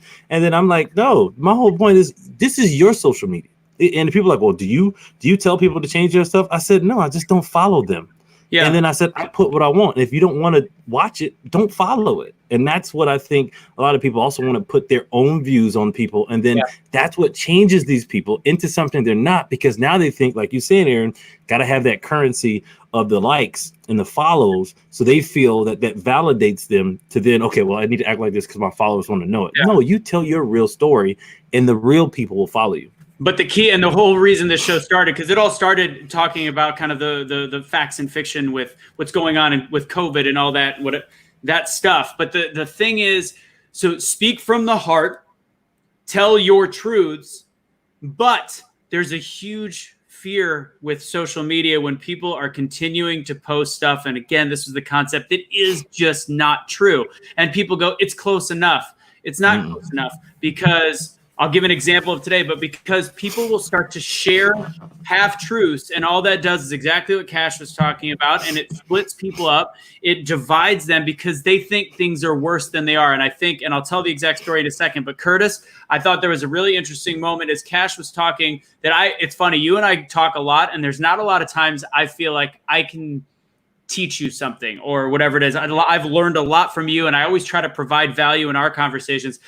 You do talk about the fear that you even have from police, and you have that sense in your stomach. And there was something that Kash said, the way that he said it, I saw you almost change the way you felt and go, that's my experience. That may not be all Black people's experiences. And I think in your, I thought I said that though, like no, for me did. And not for all people. Yeah, you did, but I did see it. There was a moment of agreement between the two. Oh, yeah. I think it definitely it allowed that conversation 100% to step back. Today, in terms of going back to truth, I didn't comment on this one because it was maybe I did. It wasn't worth the fight though. Somebody posted a picture of cages that were set up with kids in them, and they posted it like, "This can't be done anymore. You can't have this happen. This is such bullshit." The cages with kids in it were a political stunt in Des Moines, Iowa, to highlight it was an artist installation for political purposes. So I said, hey, the way they spelled it out was they were saying that there's kids actually still in cages. This is bullshit. When I challenged them and I said, this isn't a real thing. This wasn't, it needs to be taken down. And their response was, it's still shedding light on what's really happening. I go, cool, then talk about it, but don't share something that's not true because that's perpetuating this that everybody thinks is going on. Is the system imperfect? Yes. Yeah. But is it as bad as we think it is and causing people to have something in the back of their mind that's like, oh shit, I'm going to get killed by the police, or oh goodness, or as a white person growing up, like, can I walk by a Black guy without getting mugged? Can I, when we talked about it earlier, when Fred talked about it, he was saying how somebody clutched the purse. It's all programming on different sides and different aspects, and everybody's been around different things. So that's actually happened to me in Colombia, Latin America, which is hilarious. It's just funny, like when you travel and you get to see different things and you experience it, you go, wow, this happens in America. Why does it happen here? But then you realize people are very much the same, and this side of the world anyway, a lot of things have happened the same to South America as North America. It's just North America kind of came on the outside. I don't want to get into that, but anyway, like you're saying, the fake and real. I just had something like, how those pop-ups pop up after you're watching a video and it's usually like another commercial. I saw a pop-up that was like amazing. It was just a group. All they do is like calling out fake or real videos. And there's a video that showed a policeman getting set on fire with somebody on the back, like putting fire on his back and setting him on fire. And I've seen it actually on social media, and people are like, the riots are going crazy. Look at this. Save our police. That wasn't even in America. They called it out and they said, this is fake.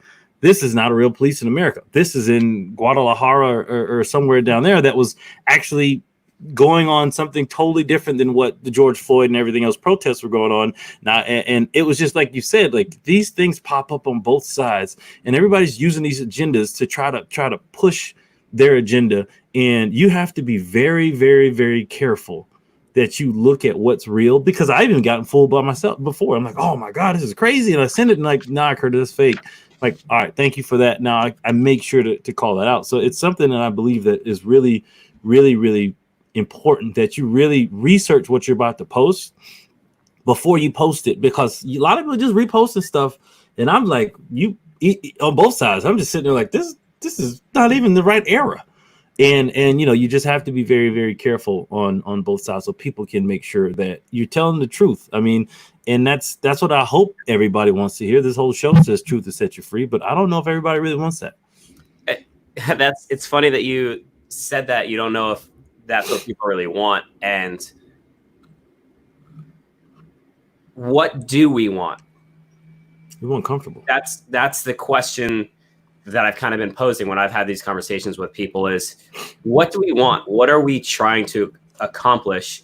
And yes, there are generalities. We want equality. We want everything to be equitable. We want all lives matter. We want Black lives matter.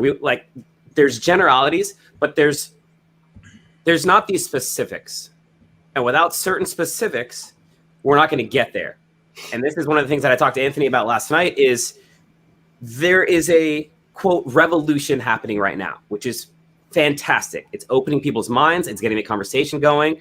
It's stirring the pot. We're seeing the negative. We're seeing the positive, which we need to be able to see the negative in order to change it to positive. However, I said to him, this is, and I hate saying it and I hate feeling it, but this moment in time feels almost like a New Year's resolution. I agree with that. It feels like I want to lose weight. I'm going to buy a house this year. I'm going to do this. Like, that's what it feels like to me, because it's these generalities and it's not specifics. And it's sometimes these grandiose visions of what we want to happen. And that's why it scares me a little bit, is that I don't want the momentum to be lost when something else big happens in the media. Yeah. When they see us, if they see us start to come together, they're gonna keep throwing curveballs, and we just have to keep the momentum going. And like what you said, defund the police is like that. It's misworded. They want to restructure it. I get the point. There's some issues. All it is retraining, which is the opposite of defunding. It's restructuring. So it's kind of that whole concept of Minnesota just said that they're going to defund the police, but is that just a PR feel good? Is that like, we're going to do it like a New Year's resolution, and then February comes around and nobody's at the gym anymore? You know what I mean? I really want to just really quick. Camden, New Jersey. You might have heard of that before. Yes. So Camden, New Jersey is extremely dangerous. It's one of the most dangerous places in America that people usually don't know about because it's not that big. They actually got rid of their police, quote unquote, defunded. But what they did was they restructured it and made it more community focused. Now, is it perfect? No. Has it decreased crime? Yes. Because they were in what I'm looking at, and like you're saying, it's not to defund. And I hate that they use these marketing words just because to get people behind it. But you need to retool. Take what you've learned, take the bad out the best you can, and then retrain, and also put a community focus. Just like any business that I run with my marketing agency or any other thing that we do, community is what we need to look at. And if we have a community of people, right, I would hope we could self-police some, but you do need the police or in that kind of a structure to help maintain peace at some point when needed. But at the same time, I'm not saying that people in defund it. You don't agree with that, Curtis? You're Black. Like, that's dumb. Why would I just agree to that? Actually needs I like the funding. police protecting me. Yeah. My thing is this. Yeah, take the money, change it around, change the look, and do what Apple did to the touchscreen phone. Because it's touchscreen phone before the iPhone. I'm not always about that. But Steve Jobs took that out, that phone, turned it around, and made it better and had a better user experience. So if we have a better user experience with police, we're gonna sell like 55 million of them a year when they come out with a new one. Come on. If you look at defunding, and I want to give Aaron the next topic after this one, and then reply. But with defunding, and this is going to be it sounds like a political speech, but people, it's such a short-sighted concept. So you defund the police, then what? Instead, and I saw a lot of this posting like less cops or more cops is never the answer.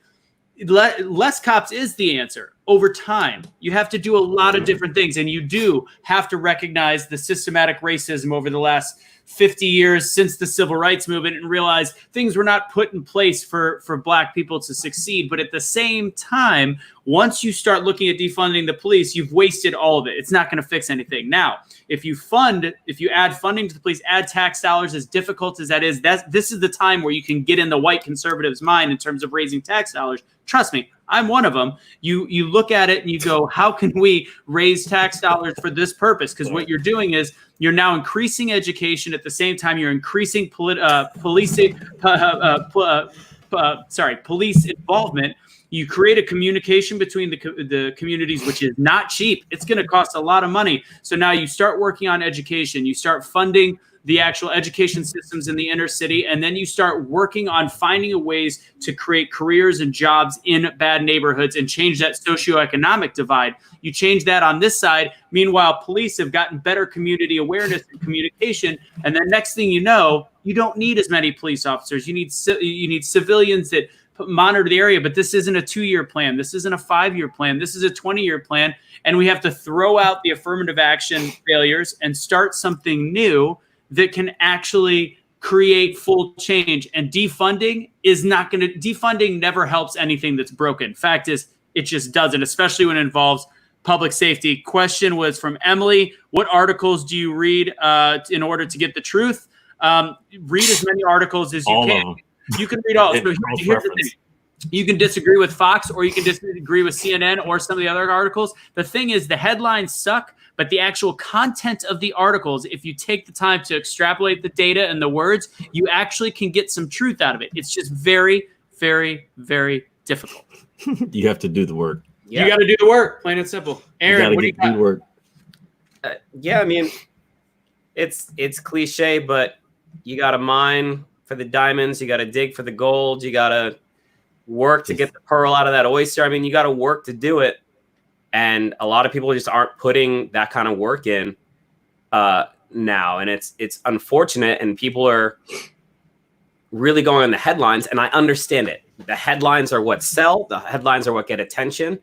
But I don't think people, with the way society is, like, things are becoming instantaneous, and we want answers and information instantaneously, and people just aren't doing their own research, and they're not holding themselves accountable.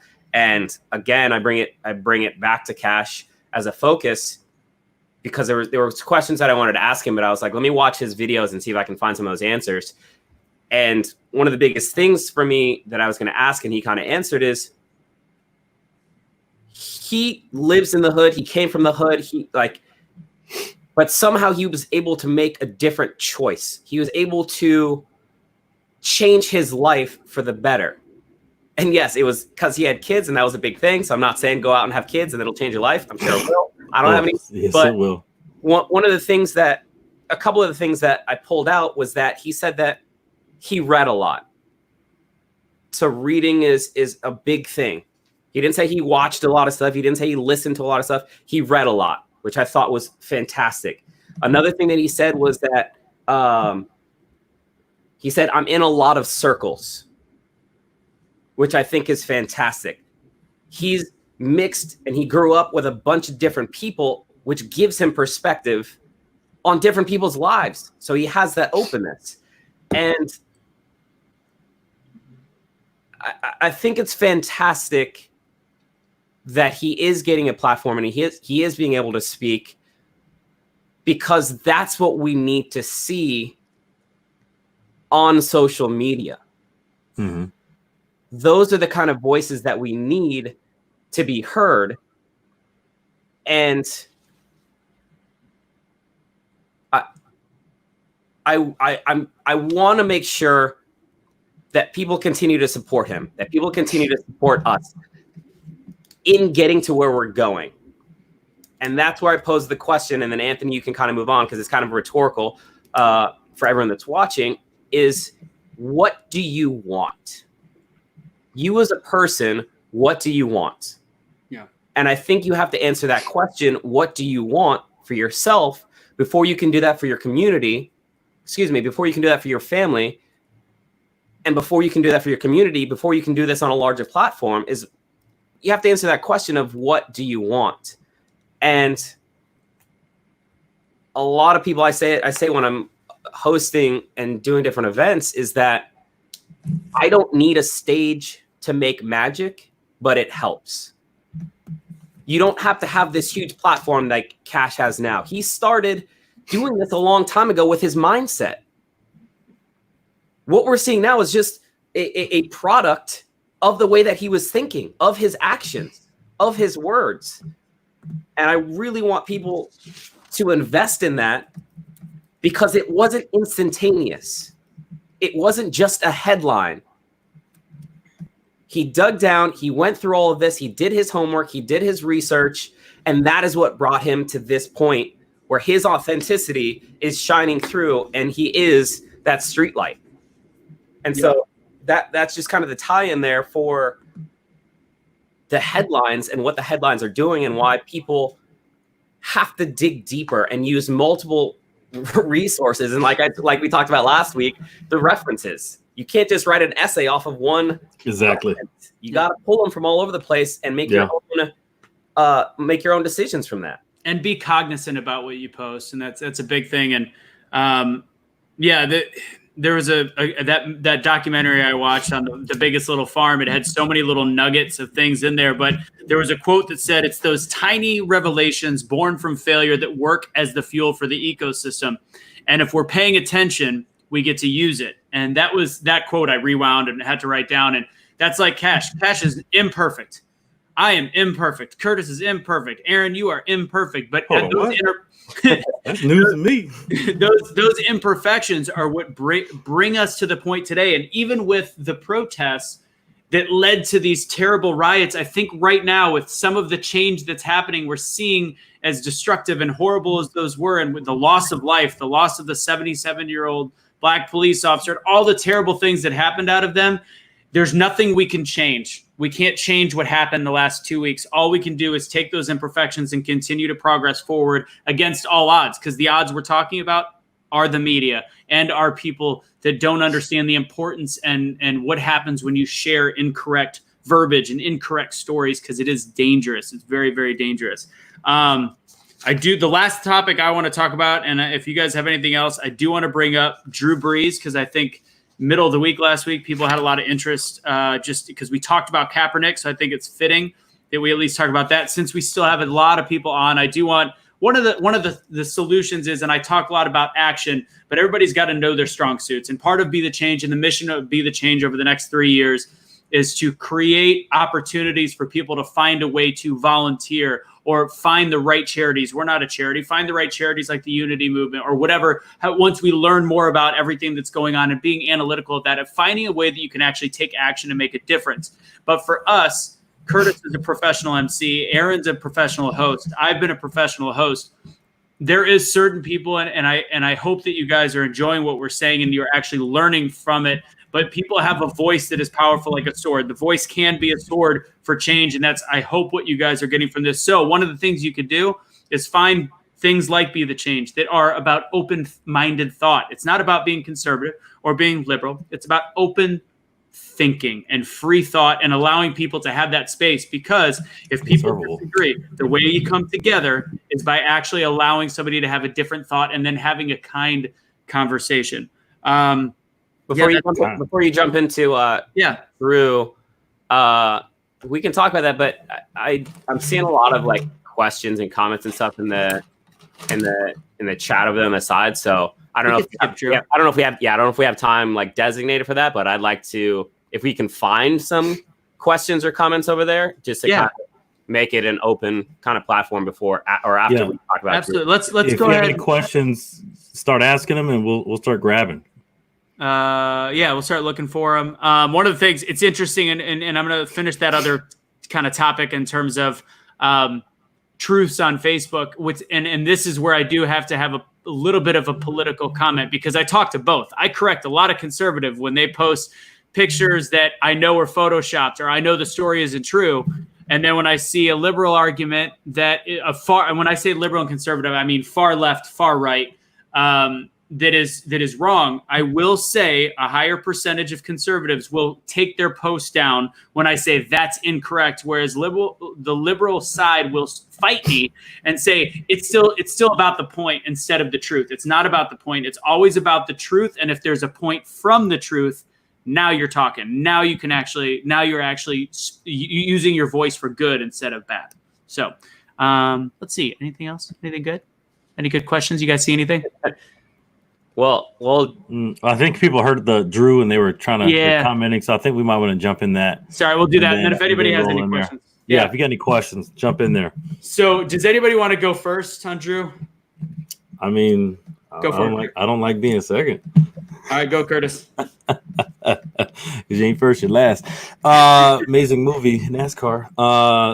Drew Brees. Curtis or Anthony, do you want to summarize it first? Oh, yeah. Go ahead, Anthony. Summarize it. What happened? All right. So I'm going to try to do it devoid of my personal opinion. Yeah, there you go. Come on, so Drew Brees was interviewed. He was interviewed on an online radio show, and they asked him the question with everything going on, if he would take a knee for the anthem next year, and he answered regarding his grandfather who served in the military, and he said, I cannot bring myself to kneel in front of the flag and for the anthem because it means a lot to me.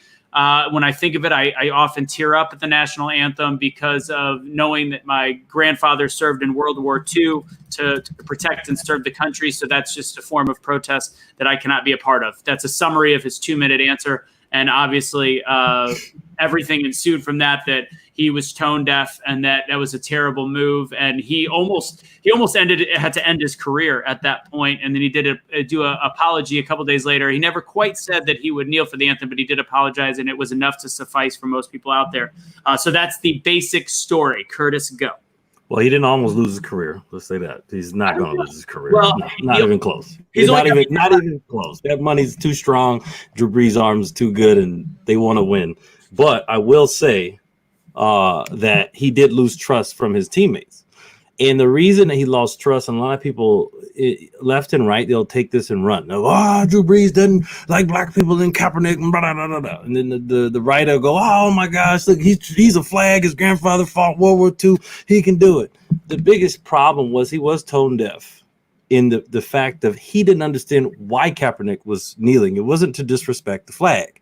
And that's what a lot of people get hung up on because they can't get through their brain that kneeling is not disrespect. Kneeling is the ultimate form of respect. When you meet the queen, what do? You kneel.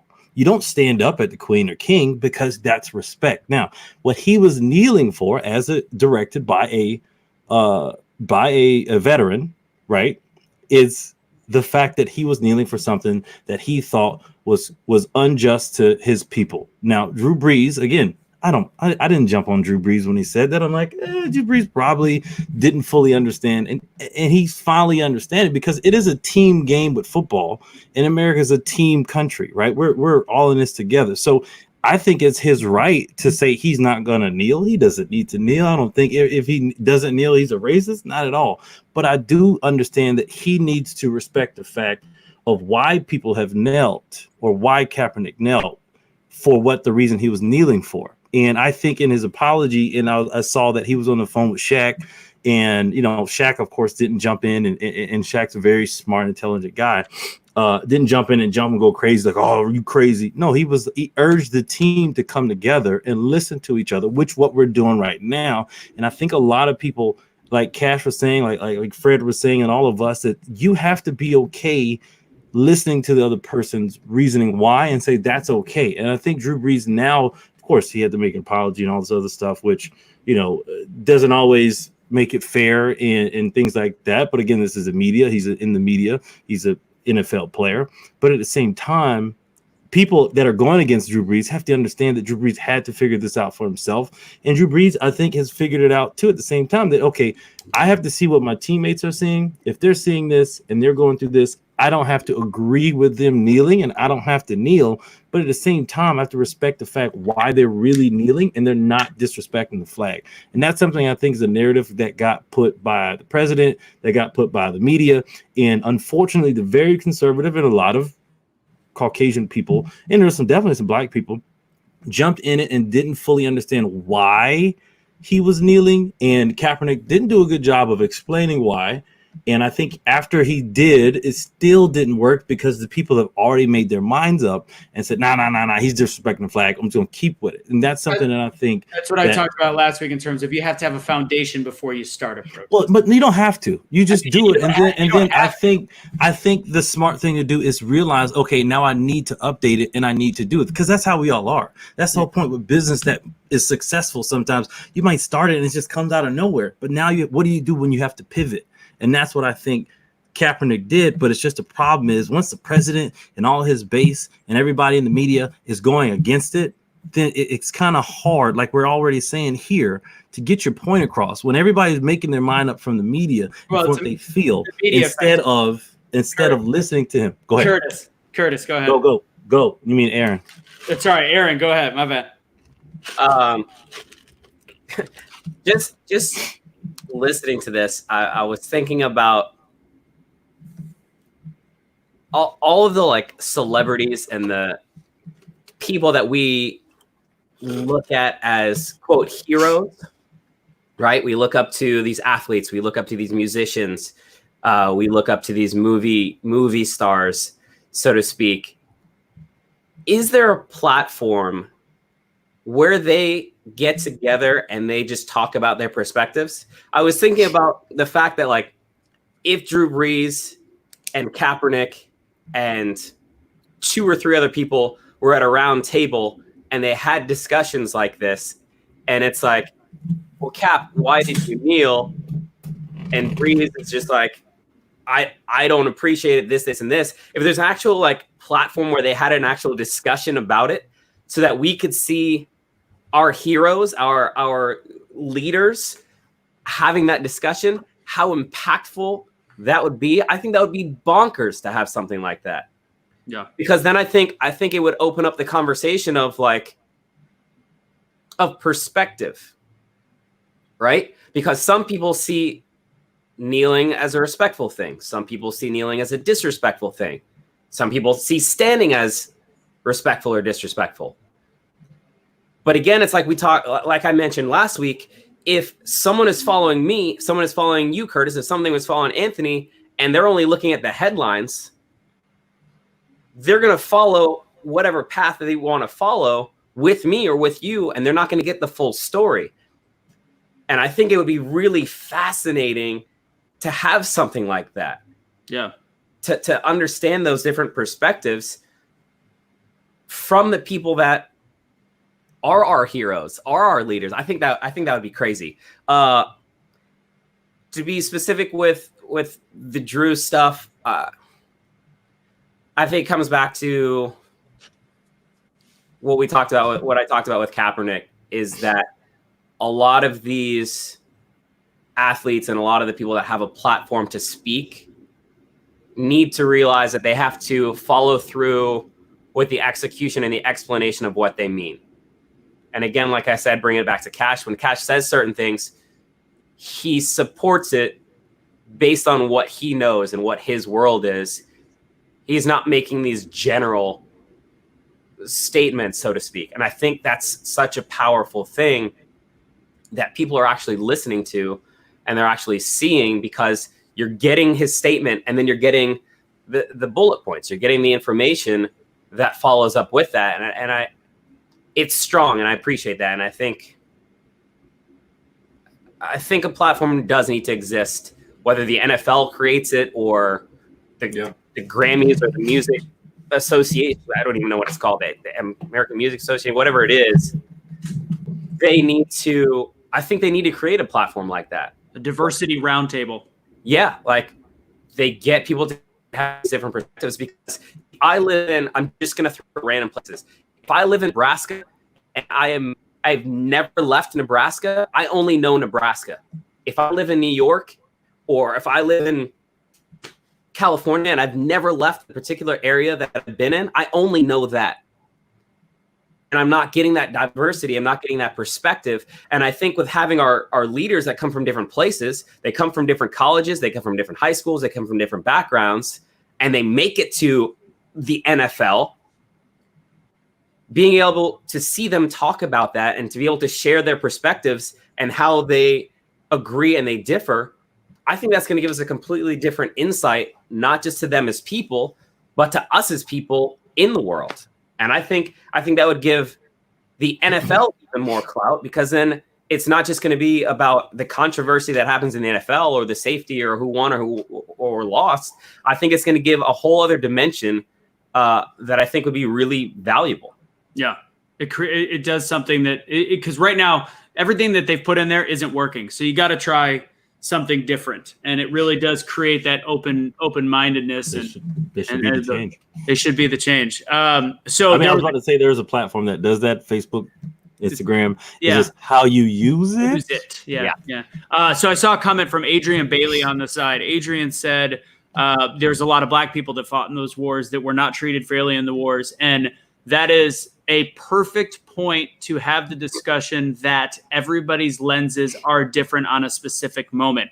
Absolutely. And again, we talked last week about the power of protest can either divide or it can bring people together. So the idea behind that is, yes, each person's story is different, but because of the black lives that were not treated fairly while they were fighting for our country in the war, that doesn't change the way somebody's heart feels, like Drew Brees. And I understand why Drew Brees was possibly tone deaf in the way he answered it. But I do want to remind people, and again, we are in a 30-second society, a 1 minute, 30-second society. He got asked a question in an interview. He responded to that question honestly. He never once said, I think the movement is bad. I think it's a terrible thing. He goes, I personally can't kneel because of my personal beliefs. All he was giving was his opinion, his personal beliefs. It was bad timing. There was a commentary on Fox News, like, why can't he say what's on his mind? And then at the same time, CNN showed the clip of the exact same anchor showing the clip on LeBron James when she said, why doesn't he? Yeah. It was LeBron and Kevin, correct? Yeah. Shut up and play basketball. Shut up and dribble. She said, shut up and dribble. Sorry. And Jamil Hill was on there, and it was shut up and dribble. And first off, that was not a great statement by Fox, and that to me is the most tone deaf thing between those two stories, is to just tell somebody to shut up and dribble. You got to realize that doesn't sound right. And you had a whole segment. You could say he's allowed to have his beliefs, but at the same time that doesn't speak for the whole country, or this is divisive, or whatever it might be. But then you look at somebody like Drew Brees. He was answering a question. LeBron James chose and is paid to have a television show. So there is going to be a little bit more criticism, whether it's warranted or not, than somebody answering a very basic question about their personal beliefs. And ultimately, both sides need to let people have an opinion. And Fox News and CNN, they should cover the news. They shouldn't cover a basketball player's show and ridicule his thoughts on the country and in the race. That's his free platform. But when you take it to the news and the media, you are continuing that same vitriol and same hate that you just don't need to have. But yeah. I actually stand with Drew's beliefs, and there's clips of Drew taking a knee before a game and standing up when they were all showing signs of solidarity. He believes in the cause, and he's also one of the most philanthropic NFL athletes there is, which is to me why it's like, you got to listen. Instead of listening to the little things people say, look at their actions, look at what they've done, and look at and for the people that are mad that he apologized, that he didn't apologize and say, you know what, you're right, I'm going to take a knee, I'm going to go ahead and nope, you're right. He just said, I understand what I said came off wrong. And that's the best thing human beings could do, is just be open-minded to saying, maybe I didn't phrase it correctly, and maybe there's a change that I can make in my words. So that to me was he was what he said was, there's a saying in every locker room I've been in: don't just talk about it, be about it. Acknowledge the problem, accept the fact that we all have a responsibility to make it better. Your actions speak so loudly, I can't hear what you're saying. And exactly what you're saying, he's not apologizing for his beliefs, but he is apologizing for not understanding what the other players have gone through and not understanding their point of view. And again, I don't fault him for that. But at the same time, if you're in a team where you have players that have to trust you as a leader, you also have to be understanding of how you have to do more than just what you see, because you're leading men into a battle. And of course, it's football, but at the same time, they could lose their life at any given point. And I played football, and you have to lose your life at any wrong point. So if you're going to follow somebody and you're going to be a leader, and not just like somebody to look up to like the media, but a leader on a team. You have to be able to take more responsibility of knowing more about the people that you work with. And again, I think this crazy reaction was crazy, but at the same time, I think it's going to bring him and his teammates closer so they can start that dialogue. I just wish it didn't have to have all this media left and right going crazy on it and blowing it out of proportion where he couldn't get to his teammates. And so now I think it's getting better, and I love to see that they're working things out and talking. I see Adrian commented back, and I would, as much as I'll bounce back and forth from certain things I like on news stations. He said Laura Ingraham is a racist and ratings such and such. And honestly, there's the polar opposites that are literally people. I'm like, why do they still have a TV show? Laura Ingraham is one of them, and Don Lemon and CNN is another one. Like Laura did exactly what I was just praying nobody did when the COVID numbers started going down once we brought people in. It was starting to, whether you believe it's a media hoax or not, or whatever you want to say, fact is, if the numbers are going down, report that the numbers are going down. What we're doing is working. It helps bring everybody together. Laura Ingraham showed a fact, and she brought it up on the screen and was like, see, it was all craziness. We didn't really do. No, that was the whole point of locking down the nation. Whether or not I agree with it or not, especially if you look at the LA protests yesterday, that was Black Lives Matter, was about 80 miles long. 20,000 people. It was insane. I think it was more than that. Yeah. Regardless, the whole concept behind it is like, no, just whether you disagree with it or not, you're the media. Your responsibility is reporting the news with a little bit of your own intensity, but creating that division and hate isn't going to get anywhere. So, Adrian, I understand you. Yeah. I saw a couple good questions. Did you guys see any that you wanted to answer, or do you have, Aaron, anything else on that? No, I wanted to just touch on one of the comments that I saw, or one of the questions was, I saw Manu said it. He was like, how are celebrities heroes? And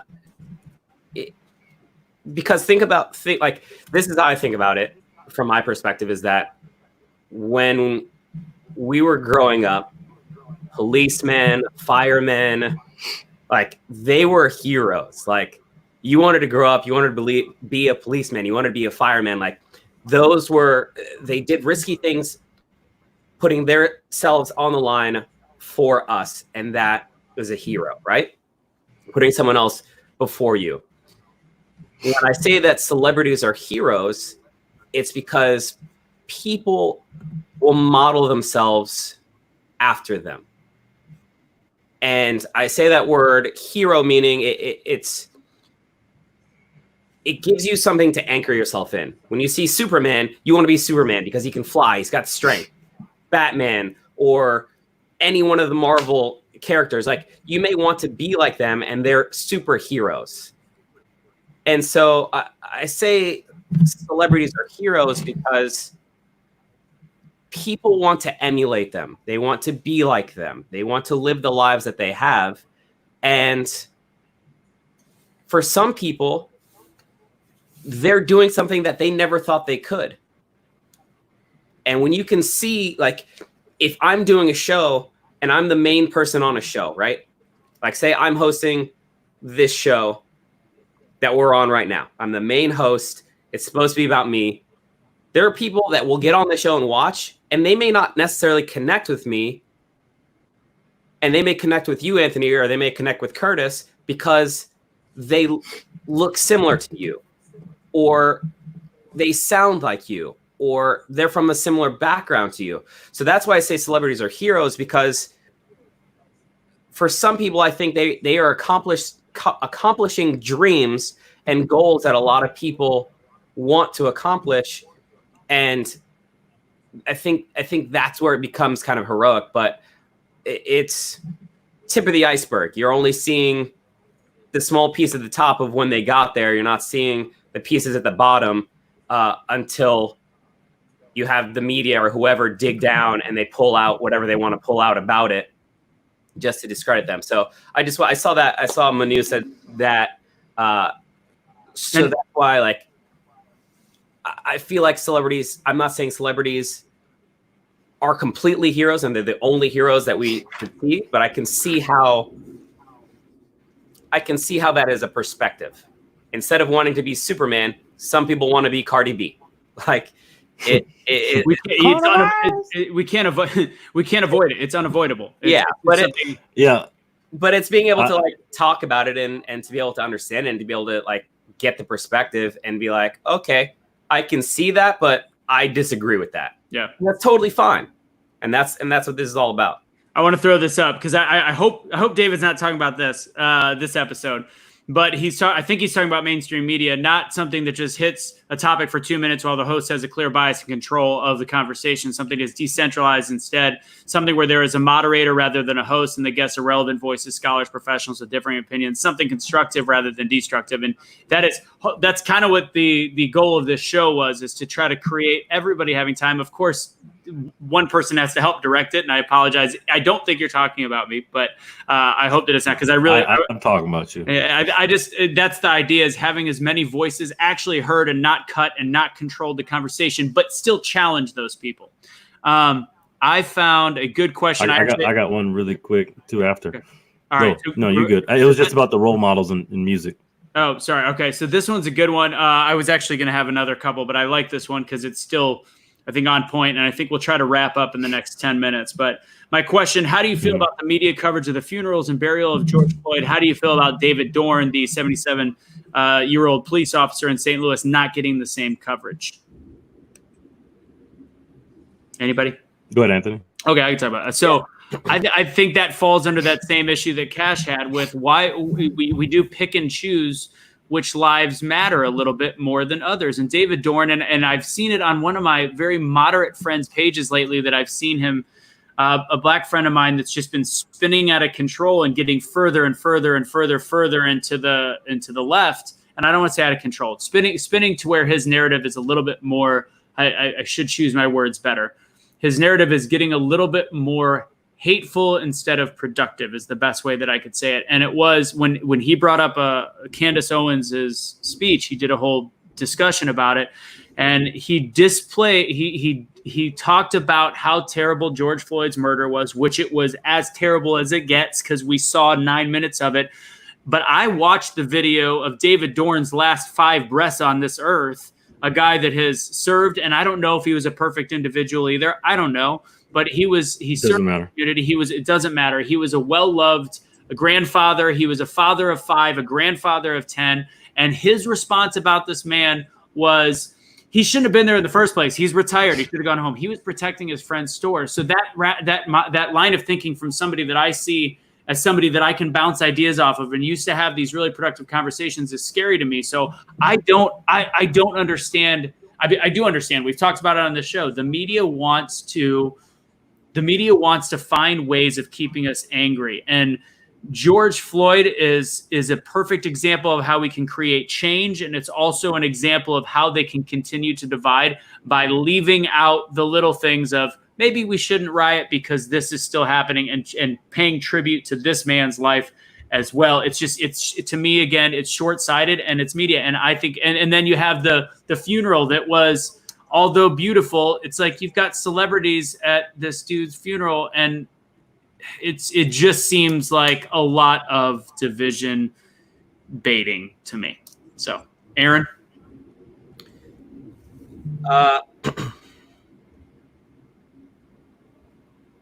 Between the two, right? Why are we seeing one more than the other? I personally didn't watch the George Floyd funeral. I didn't watch any of that. I kind of shut it out because for me, it's I didn't know him personally. I didn't it is in my, I've said it before, it's in my circle of concern. It's not in my circle of influence.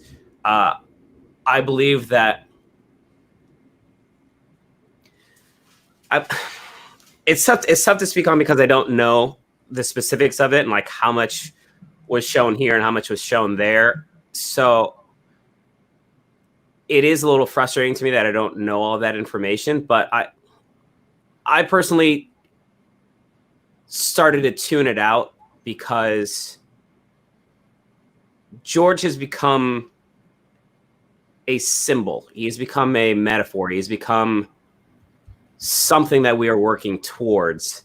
Whether he was a good person or he was a bad person, he was still a human being.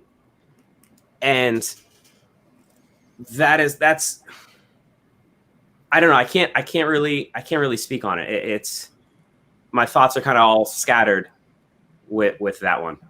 Yeah. I mean, for me, the all murder is bad. Let's just get that out the way. All murder is bad. All deaths are bad, unless it's in self-defense. If somebody's clearly trying to kill you and you don't want to kill them, but you just got to do whatever you got to do to save your life. That's the only thing. I'm right there. And there's stark differences in these two deaths, unfortunately, that people will bring up. One was done by somebody in authority that you're supposed to trust. Another was done by another citizen one-on-one.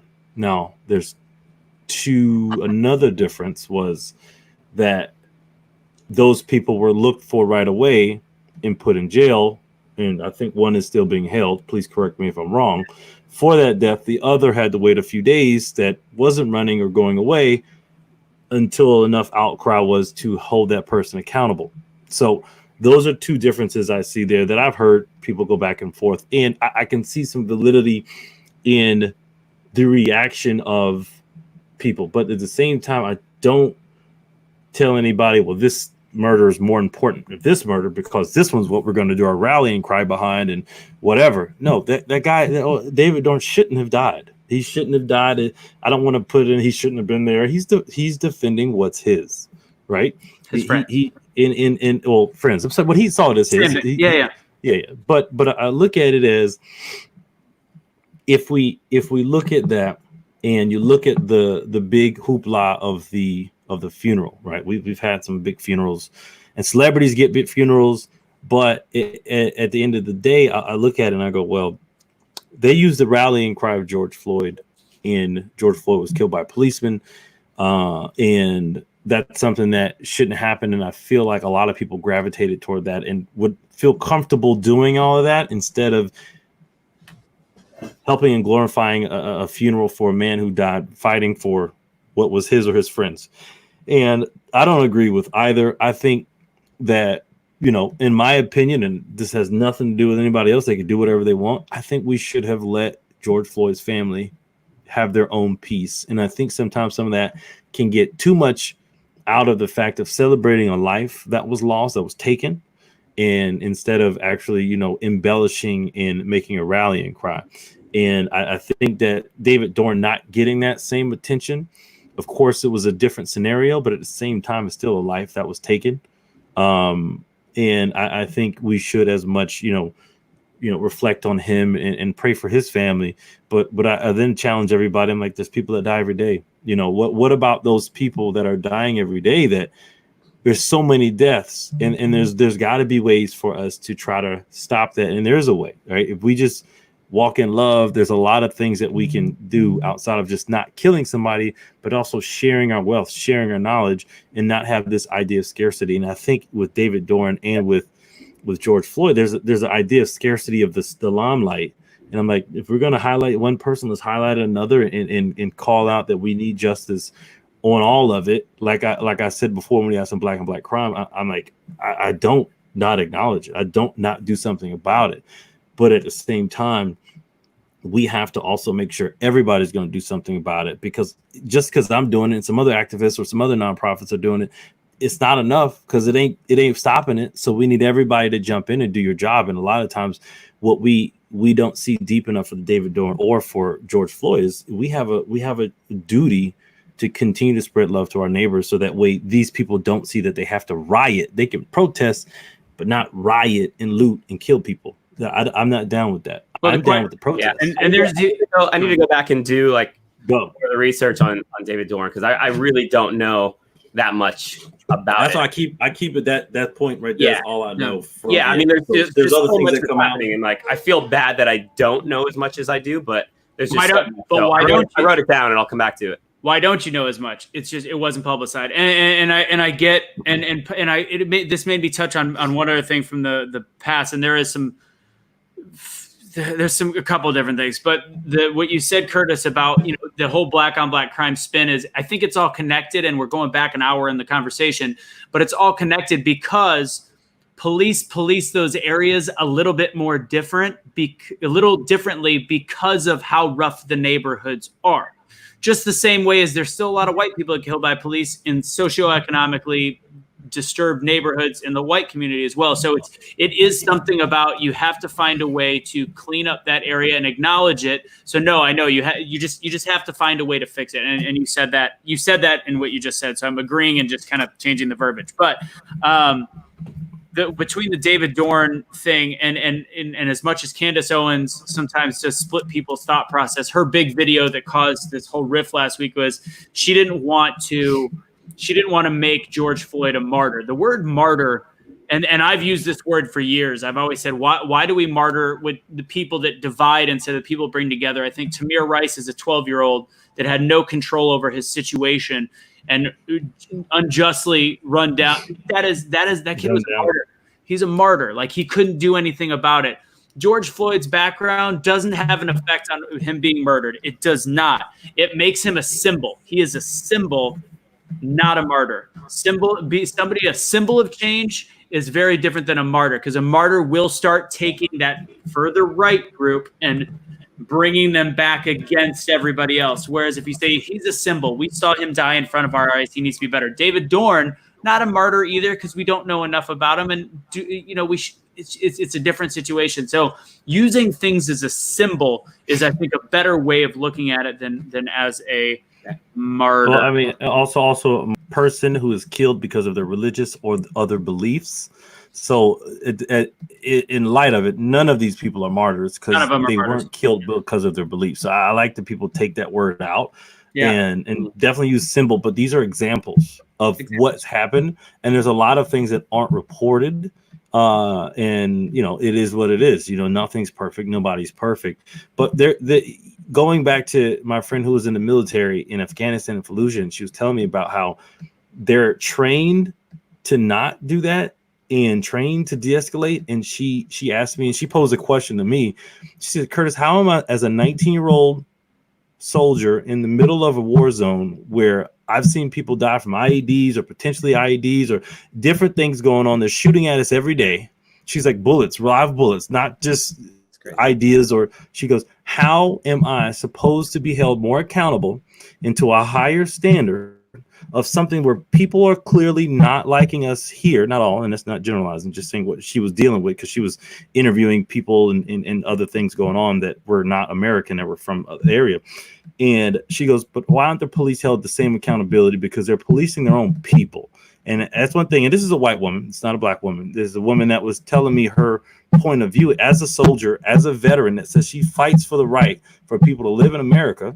And I don't want to put words in her mouth, but at the same time, I'm just thinking of, she asked me that question. And I said, honestly, I thought they would be held more accountable because, my idea, you're in a soldier and you're living in a war zone. And so I don't want to generalize and put that on any policeman, but I do agree with her that the problem with this is the lack of accountability and how it has to take a lot of work to get a person who kills somebody who's a policeman in a position of power, in a place of person we should trust, that we have to do so much to get these people to be accountable. And again, there are white people who are killed by the police, probably more because the proportion of people, but there's a disproportionate rate. But the difference is a lot more are held accountable, because I guarantee you, if somebody killed somebody and you're not held accountable and you're in a position of power, you should be held accountable for that right away. And there should be laws and rules of engagement that you are held at a higher standard because you're walking around with authority. That's just, my idea. So let's wrap it on this last point. It's 2 hours and 10 minutes. I know we did it again. And Adrian's comments keep popping up, but there's a couple things that we can touch on in the next episode. And I do hope you guys join us again next week. If you guys were following Kash again, tell me we'll make his own show on this, and we'll try to bring him on as a panelist. I'll make sure that we keep him on this platform, as many platforms as he wants to be on. But I think his message is fantastic. There were some questions about people. There was somebody that said, the Lincoln Memorial was defaced. It was. We haven't talked about the fact that there is a little bit of bogarting. We talked about it last week of the protesters that really weren't protesters. I mean, it did end up being a predominance of black males. That's also not true. There was a lot of white people. There was a lot of white guys. My brother was in LA with that too, by the way. Yeah, they were fighting to break up their violence. Amount of random damn people that were all there. There was the good protesters, and then there was the rioters, plain and simple. So, and there people are saying, well, if the Lincoln Memorial is all about the emancipation of slavery, why are they doing that? There was actually one memorial that was literally dedicated to a whole team, a crew of Civil War. Was it Civil War or World War I black soldiers? That was what the memorial was. That was the face. Now, with that said, there's images going around that make it look like these were spray painted top to bottom. They weren't that bad. They were protected. It's on the outside of it. It's on the outside. It's not the spray. Not even the Lincoln. You might have seen in the posting. That's what that video also showed too, by the way, which was awesome because I was like, "Whoa, I've seen that picture before." And it's like Lincoln's all done up, but then when they really show it, it's only the outside and only the outside walls, and they embellish it and say, "Oh, the whole Lincoln Memorial." It's just the outside area of it that they're going to wash off and be fine. But at the same time, you shouldn't do that, and that's not called for. But at the end of the day, the importance is sharing truth. Make sure you just do your best to fact check the story, because it does. It then creates a whole bunch of really angry white supremacists saying they took down the damn it, and that's not okay. Like it goes back and forth. Then you've got the pictures of the cages, like I talked about, that weren't real, and you got a whole bunch of there's a middle ground and find it. So the last question, and I keep seeing Adrian Bailey come up, and he's like, I wish I could type faster. And Adrian, I think we know each other, I believe through my mother. So if you ever want to have a discussion, you and I would love to have that personally. You say George is thousands. So this is the comment that he had that to me, this is where I talked a little bit earlier about the intangibles that somebody like a Candace Owen leaves out. They leave out the fact that somebody like you, Curtis, has been pulled over and handcuffed and a gun put in your face for no apparent reason. But at the same token, from a percentage, George is thousands of black men killed in this country because of the color of his skin. And I'm going to use the other faux pas word, the word narrative. And I don't know where the narrative comes from if the statistics don't back it up. Pulled over, roughed up by police, absolutely wrong. Systematically, absolutely over the top, completely different, because a lot of the times in neighborhoods, whatever that might be. But I don't know, in terms of thousands of black men are killed in this country. And if you look at it because of the color of their skin, because of systematic racism, putting them in a bad neighborhood in Chicago or putting them in a bad neighborhood in LA where they are in the drug wars, they're in the gang wars, and they're killing each other. Yes, that is correct. But I don't know if your meaning are thousands of black men killed by white people, and the whole concept that black people are getting hunted down. I don't understand where that comes from. So I don't know if he's commented, but Curtis, do you have any opinion on that? I mean, it's history that has been before. It's not like it hasn't been. Does it as much as it is now? No, not even close. I mean, there's blatant stuff that has happened between my parents being alive that I've learned from my grandparents. But to say that the police are hunting down black people, I can't agree with that. I will say there is inherent bias towards black people. I will say that black people are usually, from my experience and others that I've talked to, have had more interactions with police. And I will say that I think that from seeing how I've seen police act at different clubs that I've been to and different things, I think that the bias against black people is a little bit stronger, and there's a fear behind it because there's a lot of these situations that most of these non-black people have died that they've not had a gun and they've not been in any position that could kill a policeman. Now, I don't say all of them, but what I've seen, they've not been in position to kill the policeman when there's other policemen around. And so that's something that I look at as like, okay, why are you scared? You're in power and you have other policemen with you. tase the guy or find another way. But anything that's excessive force that's going to kill a person potentially, I don't believe it. Now, again, if you tase somebody and they got a heart problem, you have no idea. You're putting them down. And I think a tase is, if they're coming at you or charging you. But at the same time, you do have to defend yourself. But I think we should train, and like I said, with the soldiers, they're trained to de-escalate and to not pull their gun unless they see a gun and have that gun out, and not supposed to fire unless somebody fires on them. Now, it's definitely harder with the police because you're closer, but at the same time, that you have a less chance of that. So that's something I look at. Yeah. I don't think they're hunting Black people down, but I do think there's a fear, and fear even to myself of that fear of me I don't want to get shot. But at the same time, I do think there's a fear of I don't want to get shot by the police, or I got to make sure this guy knows. Again, that's generalizing. I'm not generalizing everybody, just a thought, an idea. But again, I don't think that they're hunting people down, but I do think that there's inherent bias that could cause 2 more deaths that could happen. Got it. And Aaron, in a sec, I'll get to you.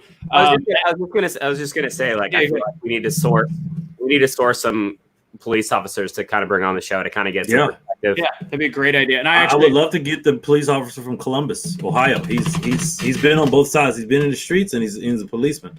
Yeah, that's a great, We'll look into him, see if we can get him on. Adrian's last comment regarding it is and I also want to go back because I do want to correct my statement. I don't know if he was talking about over the years, because God knows the inherent versions of genocide over the last thousands of years. Yes, Black men have been killed at an alarming number, but if we're talking currently, those numbers don't match up, and that's where my confusion comes from. And I think that's a lot of where a right-leaning group goes, we understand how it was, but the numbers today don't quite add up. So he said, I'm not just talking about police. I've been roughed up in white neighborhoods just being there to visit friends. And I will challenge that statement. I understand that, and that is 100% true. But I do ask you the question, as a white man, if I go into an all-Black neighborhood in the middle of a bad part of Chicago, you can't tell me that I'm not at risk for the same thing happening. But you just said a bad part of Chicago. I guarantee you that wasn't I can't guarantee. But at the same time, there's been instances where they're not bad areas, like Lamont Arbery. That was not a bad area of white people that were very poor, because poverty is crime. That's what a lot of people don't forget. I was reading a Harvard review, and I'll send it to you, Anthony. It actually breaks it down even further and debunks a lot of looking at what are people saying on both sides, and some statistics that get blown out of proportion.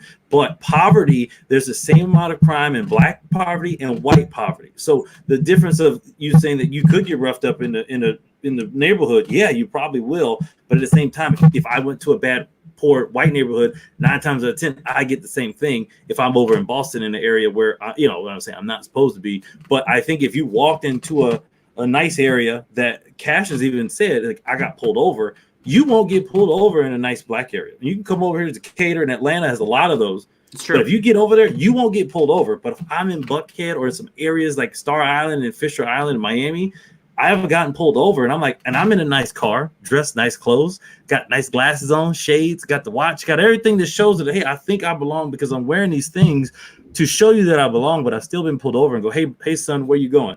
And I go, excuse me? But I said it in a very nice way, because you can't, again, I want to be respectful, but at the same time, it's like, hey, man, why are you pulling me over? I'm a nice car, nice clothes, nice looking. I don't look like I pose a threat, but then the reason goes why you pull me over. And so that's what I could see that from. But again, you just said a bad neighborhood in Chicago. If I went to the neighborhood in Chicago, I get shot too, 100%. You know why? I don't go to those areas. I used to live in Detroit, used to live in New Orleans. I have family in the hood. I don't go to the hood unless I'm helping and I get out, because it's not meant for me. And I've been in the hood, in the most dangerous place in the Western Hemisphere, in Port-au-Prince, Haiti, in Cité Soleil. I was walking with the gangsters, giving out the aid, because it's the only way you could get in. The UN couldn't even get in to give aid to the people. We have great friends. So that's the thing we have to make sure we debunk, is just because it's a Black neighborhood doesn't mean you're going to get roughed up. I get it. That makes sense. That has happened. So we're gonna wrap up, and we keep bringing up Chicago because it is part of that media brainwashing. But at the same time, the statistics are statistics. Chicago is, I believe, from a major city perspective, not small areas, but the largest for a major city, the highest violent crime rate in the country. So that is why we bring up Chicago. Robin, I love this. She said, well, in Kentucky, where I live, Aaron, you can walk into any neighborhood and they would most likely wave at you. Over all guys see is you probably gonna talk for it's probably gonna talk an hour because that's me. So, they probably don't want to. I'll keep talking. And we're gonna go and wrap up. So everybody have your last statements. And as we head out, I do want to encourage everybody, please share this page with people so that we can continue having these open dialogues. And I hope everybody's taking something pretty positive from it. But we'll do a wrap at the end. Aaron, go ahead. This is your time. Cool, love it. Well, hey everybody, thank you so much for tuning in. I know Kash brought a lot of you guys over here to watch, and I really appreciate that. Nothing but love for him and respect for him, and I really value and appreciate what he's doing. And I hope a lot of people, like I said earlier, I hope a lot of people don't think that him coming into the spotlight, him coming into to view right now is a instantaneous thing. I mean, he's had this mindset, and he's followed through with his actions and with his words to not only be an example for his kids, but as you can see, to be an example for all of us out there. So for all of Kash's fans and to Kash, thank you guys so much for tuning in to the show. As far as my last sentiments here, I appreciate you guys, Anthony, Curtis, because it allows us to have this open discussion, and there's just so much power in that, whether it's 2 minutes or it's 2 hours, 21 minutes and 57 seconds. No matter what it is, it's the great dialogue and the openness that happens there. And I encourage everyone that's out there. I encourage you guys to know the power that you have and the power of your voice, and that if you have the questions, ask them in a safe space. Come on to our show and ask the questions. And if we can create an open discussion about it, we'll create an open discussion about it. But it's the questions and finding those answers and trying to dig down to what is actually true and how our perspectives can differ. That's really going to make these changes. And it takes regular people, it takes regular men, regular women that become these regular heroes. And they're the ones that are helping us to break the barriers. And that's what we're going to really need to do if we want to be the change. So thank you guys so much for tuning in to us. I appreciate you guys. As you can see, I'm at the Aaron Smalls. That's me on pretty much every social media platform. And I appreciate you guys. Make sure you guys share the love, positive thoughts, positive words, positive actions. Thanks, guys.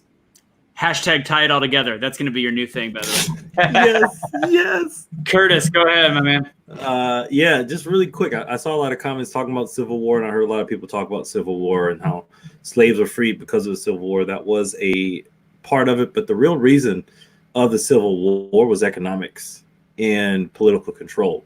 And a lot of the problems that we still have today are what? Economics and political control.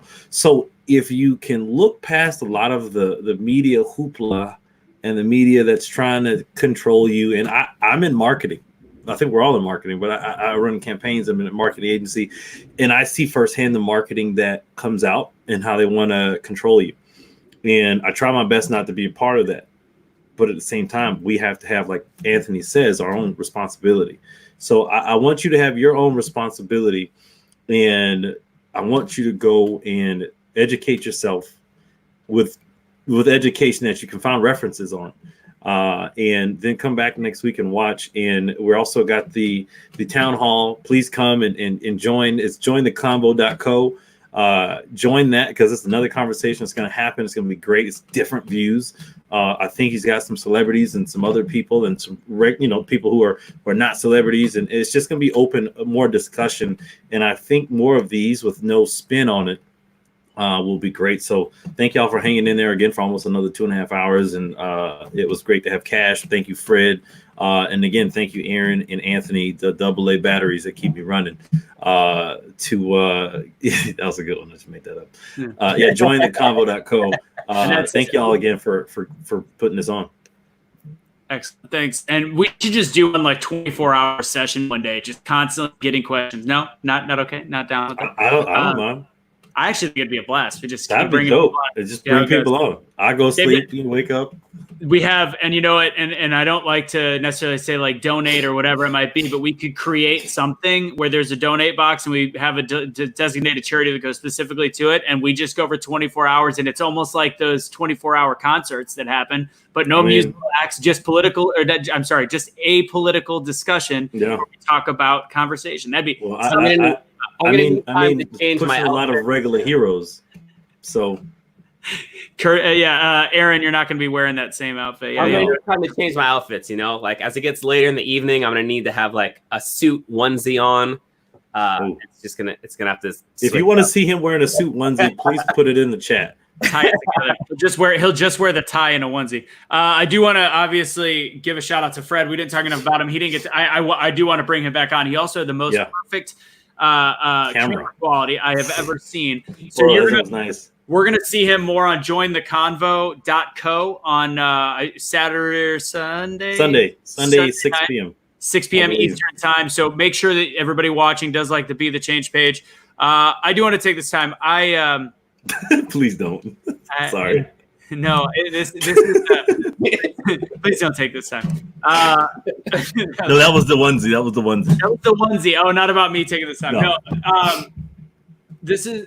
It's interesting, and my background is I've been in front of crowds of 75,000 people, and when I created the concept behind Be the Change, using Gandhi's quote, using the idea to bring people together, I've been in front of thousands and thousands of people for events on microphone, and there was a certain nerve on this one, and we've had people watching in the past, but nothing like the crowd that Kash brought, and I thank all the comments that come in there and all the people that came to watch, because it's something with Be the Change where there's a passion to create change and do better. And the way the platform arrives on that is by people seeing how genuine we are about the change. And I was so nervous because I finally realized that we're starting to get to a point where our voices are going to be able to create the change I've talked about for 4 years. And the conversations I have and the Facebook conversations and debates I have on a one-by-one basis, and maybe that see it get it done. But the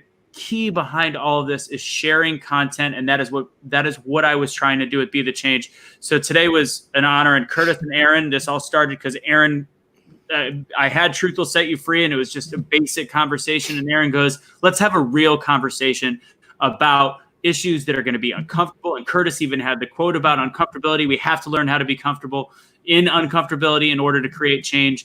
And I think that this is a jumping point, and message Kash, because, we're going to have the thing with Join the Convo, and message everybody out there, message Kash, tell him, you know what, let's get with Be the Change. Let's do a program for him. He's going to do a bunch of other stuff. I know he wants to come back, but fact is, if we can keep spreading the message that is, we have the ability to take unity and be in the unity movement and create conversation in order to take action, we can do this, and we can actually create real change. And I thank all the comments that are out there. We are going to be talking some more stuff next week. We'll talk about false narratives. We'll talk about whatever comes up in the next 7 days, because 2020, who knows? I will say, sorry, I didn't put my. I had a lot of people hitting me on Facebook. That's my Instagram at Real Life Curtis. So you can follow, but I'll take that down. I just saw a few questions asking what you gotta say. What the life is, though. Oh, life is live your fullest every day. And then you can, it changes how you want, but live your fullest every day means being open to understand other people, because without that, you won't be living your fullest. Yep.